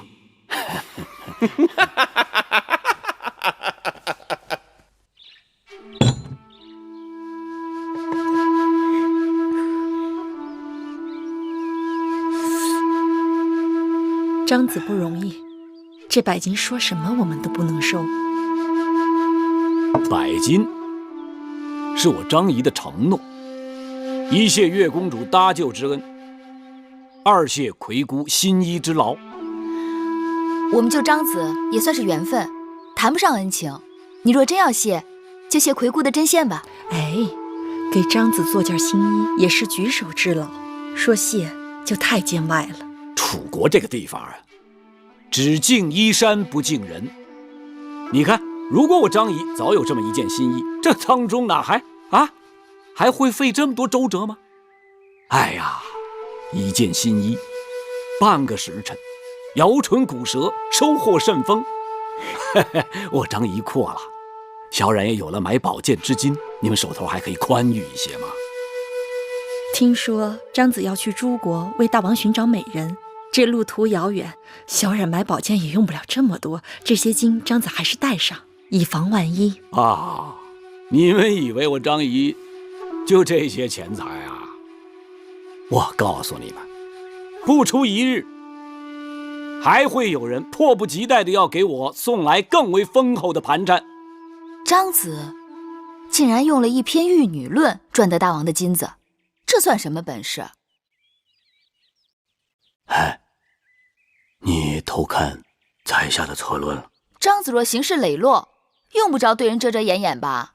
我若遮掩掩，你还能看得到吗？我张仪，我敢做敢当啊！那篇《玉女论》也是为了得志其心，投其所好啊！你这是曲意迎风，不择手段，非君子所为。非君子所为？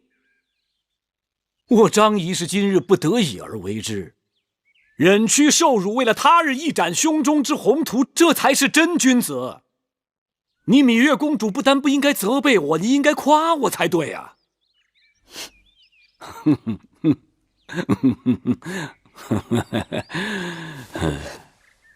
收下吧。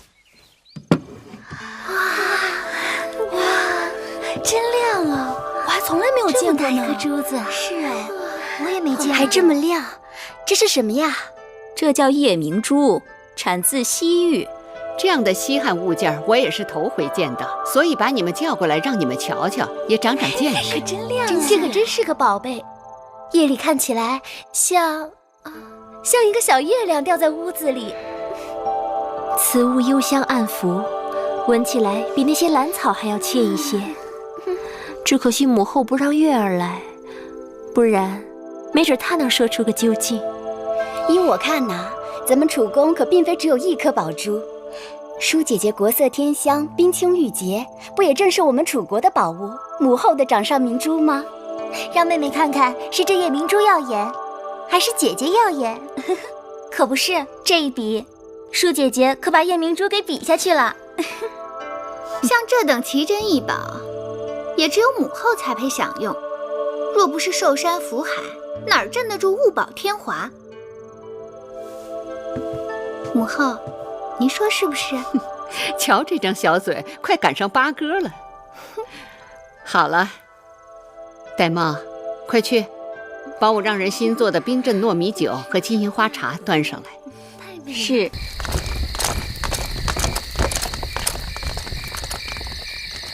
张子，敢问是张子吗？正是在下。我家夫人要见你。你家夫人是谁啊？南后郑秀。张子这边请。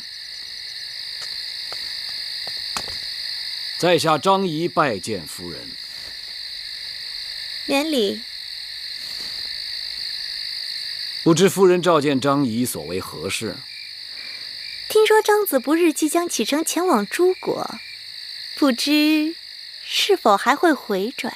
回夫人，那得看盘缠的情形。盘缠使完了，才自然得回来。这里是500级，外面天高云阔，容张子大展宏图。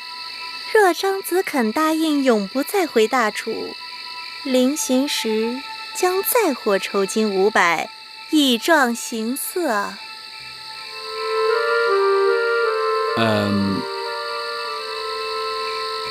谢夫人赠金壮行之恩。本来我想也可不回，但此次一去不返，总该跟大王当面辞个行。若夫人明日能促成此事，张仪一定会当着大王和夫人2个人的面做出承诺，如何？天气这么热，都这么晚了，我还真有些乏了。是，我们赶紧回去吧。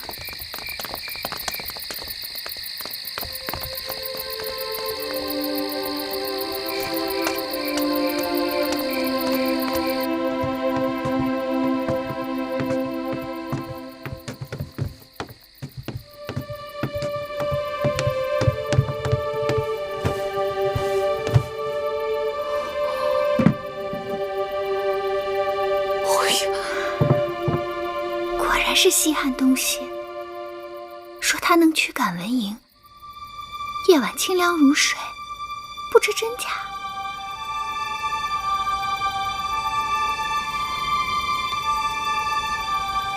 不如让我拿回去试它一试。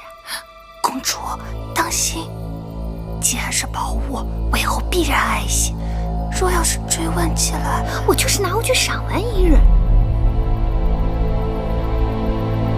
后对我一向另眼相看，知道了也不会怪罪我。盖上。月公主，你都不知道那个宝贝有多好，简直值好多个城呢。那叫价值连城。对，是价值连城。月儿虽没见过，但也知道那是好的。至于那香气，我思量这宝珠中间或许是空的，被人填上了外玉的香料，所以香气悠然，能避文苍。还是月儿聪明，无人能及。我也只是猜测。月儿别具慧眼，快给我想想办法。临近宫中祭祀大典，可我的少司命祭舞还是没有找到其中精髓。照我本意，不跳也罢，但母后哪肯？好妹妹，快指条便利捷径。这便利二字，只怕是最难的。言之不足，手之舞之，足之蹈之。你若能悉心体味少司命的入不言兮，出不辞，晨回风息，在云齐的超逸清雅，那一朝一夕便有了5成该有的雍容。要不，明日清晨，你我一块儿去荷花池边走走，看看风过荷叶，日映荷花，诗从自然，或许能有更好的感悟。好主意，绿萝，明日一同去。好。大王，在下今日就要辞别大王而去了。楚国的美食冠绝6国，大王今日特意赐宴在下，让张仪口留余香，真的有些舍不得离去啊。先生果然识得这人生真谛，食色性也。人生在世，最大的愉悦莫过于食色2字。今日这美食当前，焉能无美人相伴啊？美人？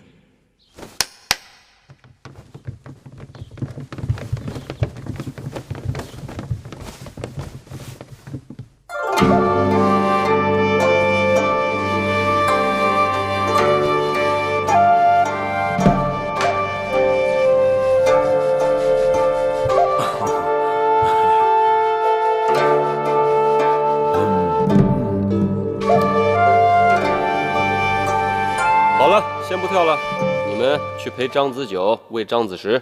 是大王。大王，不，张仪这可使不得，承受不起呀。我说先生受得起，那就受得起。知张仪者，大王也。好。大王吃个果子吧。好。大王，平日都是道听途说，今日眼见为实。楚国的美女果然是如云如林呐。张子谬赞了啊，这只是我楚宫里的平常颜色。这些还平常颜色？那难道后宫里藏有夏姬庄姜不成？不瞒，禀报大王，南后求见。他来干什么呀？听说大王要派人周游诸国，搜集天下美人。臣妾就想知道自己是否也列为其中啊？张子，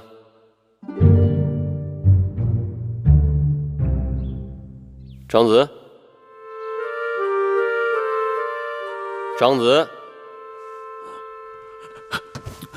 在下失礼，在下失礼。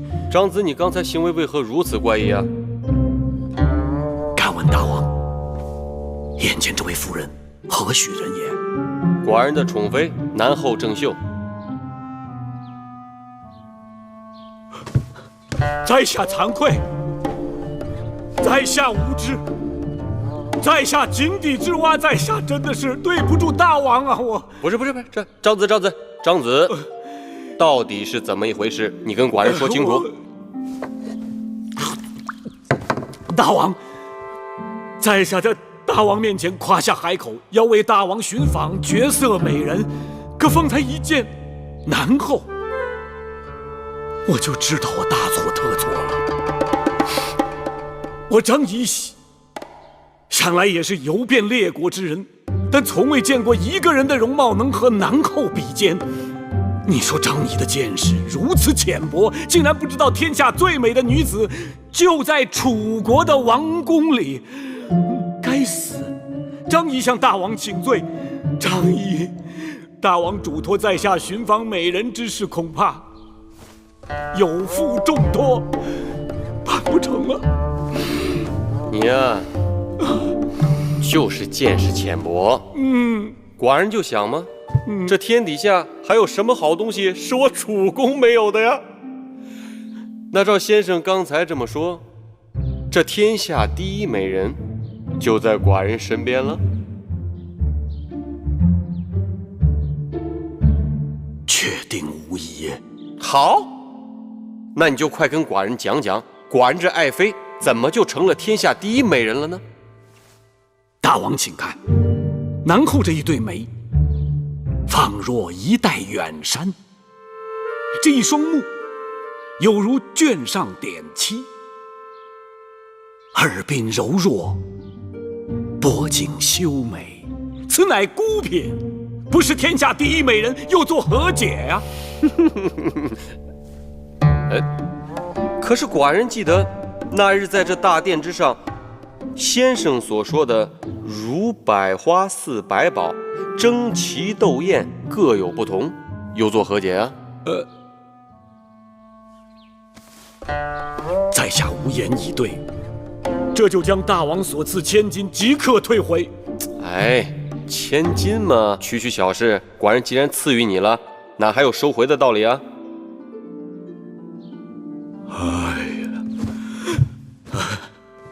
大王不仅宽宥了在下的食言之罪，还说这千金不用退回，这岂是慷慨二字所能道尽？此乃君王之胸怀呀！似大王这般胸怀，不得天下有违天理呀！大王，张子，你好一张巧嘴！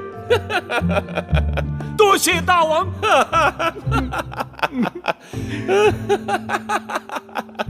没想到这个张仪说起话来口吐莲花，但论起见识，倒也稀松。今日还是爱妃让他见识了什么才是天下绝色。大王竟拿臣妾打趣。夏日炎炎，臣妾是日不能视，夜不能寐，衣带渐宽，面容憔悴，这还哪来的绝色呀？怎么会呢？爱妃的夜明珠不是有驱蚊避暑的奇效吗？正是因为听说那夜明珠有奇效，前2日幕后派人来把那夜明珠取走，拿去把玩了。哎呀，爱妃这玉软花柔，不耐鼹鼠的。寡人这细看之下，神色间确实有些憔悴。这样，明日寡人就让人从母后那儿把夜明珠给你取回来。谢大王对臣妾的体贴。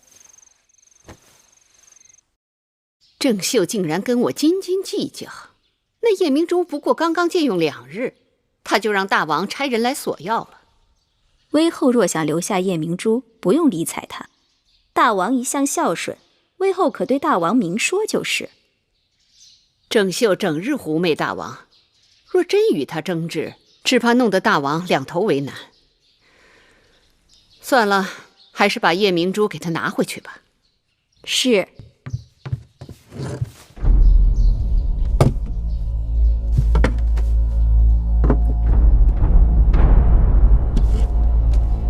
威后，夜明珠不见了。丢了？哼，这丢的也太蹊跷了吧！这夜明珠在我宫中放置多日的安然无恙，拿去威后那2天就丢了，谁信呢？可威后说丢了，不信又能如何？他是想黑心昧下我这颗夜明珠，但别指望郑秀我会哑巴吃黄连。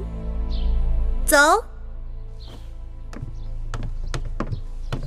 臣妾郑秀给母后请安。免礼吧。谢母后。我已经说过，这几日暑气袭人，你们心到就行了，不用日日请安，免得劳累心。公主，母后说的是。公主，这几日天气酷热，谁在里面呢？南后在里面。十个香甜，睡不安稳。进去禀报一声，就说米印来给魏后请安了。是。哎，等等，先不忙的，待南后走了再进去禀报吧。是。这事情说来也古怪，人不知鬼不晓，这夜明珠就不见了。我派下人去查了半日，都无下落。没有人拿走藏匿，难不成那夜明珠自己受了搅了？戴帽，事情的原委你最清楚。那夜明珠是奴婢遵威后之命从南后那儿借来的，放在高堂台，人人都知道是稀罕宝贝。就算喜欢，谁又敢动着贪欲之心？臣妾心里有数。既然那夜明珠自己跑不了，母后宫中的人又都手脚干净，那东西自然还在高堂台。母后若是喜欢留下就留下了，何必说找不到呢？我这一辈子见过的宝物不计其数，难道还在意你这点东西？臣妾的见识当然不如母后了。不过东西既然是在高堂台丢的，还是应该想办法查个水落石出才好，免得放过了盗贼，冤枉了好人。又或者，母后心慈手软，不愿意对手下的人进行清查盘问。大楚盗律，贼盗律，罪轻则砍手足，重则掉脑袋。我眼里从不揉沙子。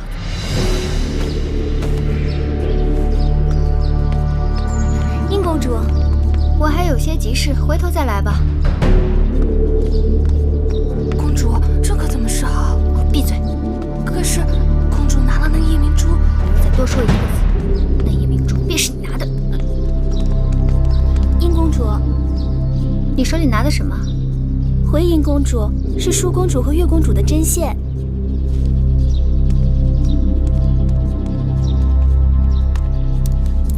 绿萝，我刚才在来的路上掉了一个耳环，你可碰巧看见？回殷公主，刚才奴婢一直和月公主、舒公主在一块儿，没有看见。那是我娘亲留给我的遗物，甚为珍贵，也不知掉到哪儿去了。既然如此，那奴婢帮公主找找吧。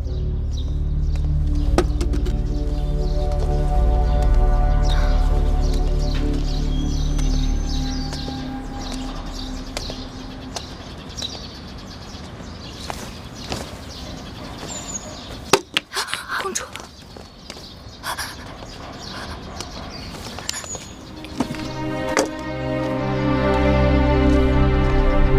绿萝，算了，可能是我记差了，我可能是掉到寝宫里了。灵儿，跟我回去再找找。殷公主，那东西与我性命一般，你还耽搁什么？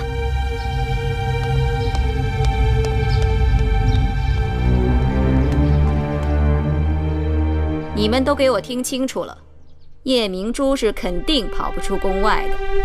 东西要是现在交出来，威后责罚的只是你一个人；若是被我查抄出来，那受牵连的就是你们全家。我使唤了你们多年，竟不知你们当中有做贼的。今日若不查出来，就坏了我高堂台的名声。永香令，微臣在。你给我一个个去审，就算剥了他们的皮，也要给我审出个结果。是。都给我起来，老老实实的走吧。这可不是我的，赶紧走。进了永巷，事情自然就清楚了。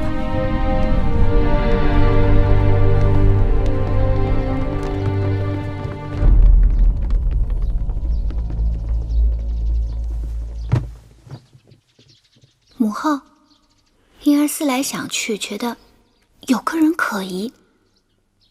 什么人？昨日午后，婴儿曾见过有个人来过高堂台，当时并未留意，但此刻想想，着实该有几分嫌疑。贱人生出来的只能是贱人。想来我待你不薄啊，让你跟着舒儿也学点长进。你倒好，竟然胆大包天，敢偷走我的夜明珠。任是金山银山摆在我面前，我都不会动心，更何况什么夜明珠？魏后，万不可借此羞辱我和我娘亲，还敢跟我顶嘴！玳瑁，给我掌嘴！是。母后，母后，求你饶了他吧！打！母后，我求你了！玳瑁，你先退下。凭空说我偷盗，拿来证据！今日我是人赃俱获，你想赖是赖不掉的。因儿，魏后，昨日午后，婴儿是和侍女灵儿一起看到的。灵儿，说，你都看到了什么？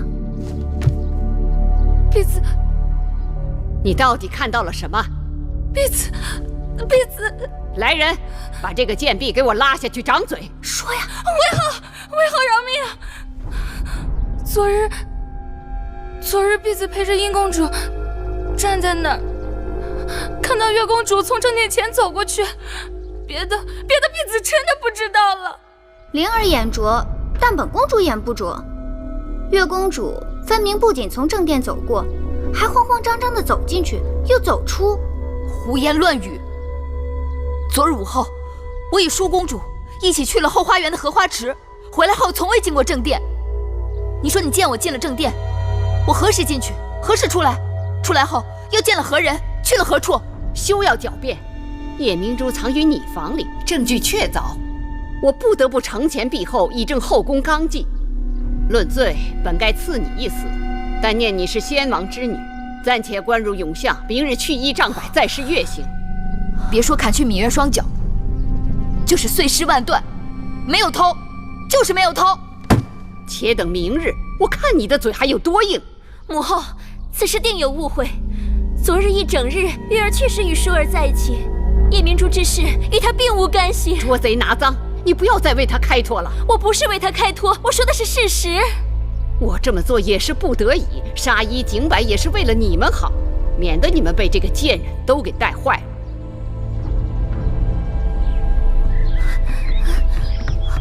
皇公子，绿萝，何事让你如此慌张？皇公子，玉公主不知怎的，竟成了偷夜明珠的贼犯，现已被囚禁起来了。明日就要施月刑，被砍去双脚。舒公主正为此事而着急呢。皇公子，也请你想想办法，救救月公主吧。怎么会有这等事情？她一定是被人陷害了。赶快把事情的经过详细跟我说说。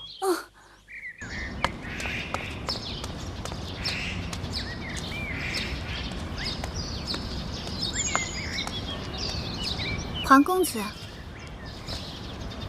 你找我啊？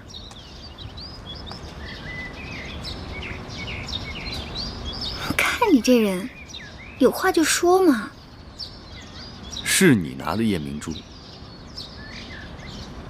是，或不是？是又怎样？不是又怎样？你拿了就拿了，为何要栽赃别人呢？怎么？魏后明日就要砍去芈月的双脚，让你心疼了？你也是女儿家，你的心怎么能如此之狠呢？月儿从来没有碍过你的事儿，你为何要这样对她？说起来，事情落到她身上也是碰巧了。不过，她的确碍了我的事儿。月儿爱你何事了？皇公子说过，你自小只喜欢芈月一人，她若从此不再出现了，你是不是就可以去喜欢别人了？殷公主，你把月儿害苦了，我就算是今生不娶，也不会对你有半点情谊。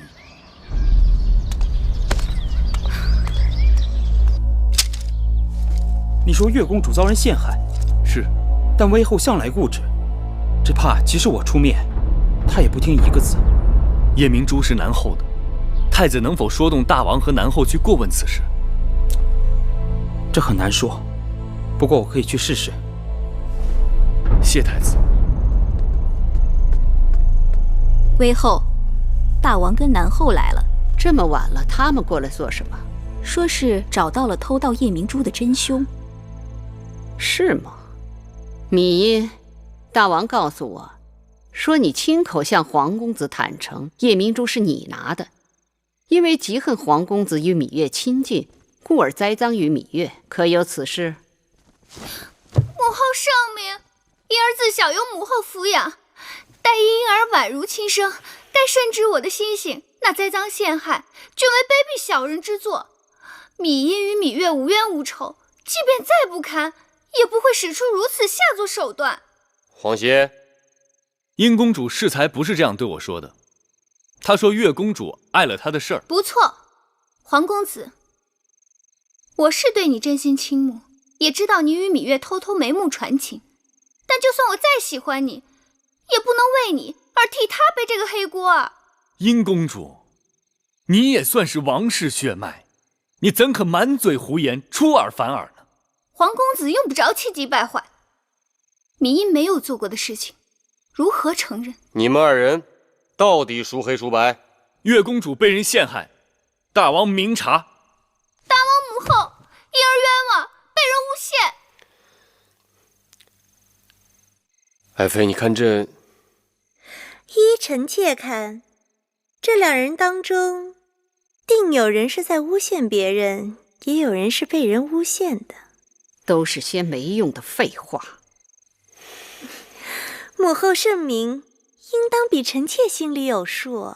苍天在上。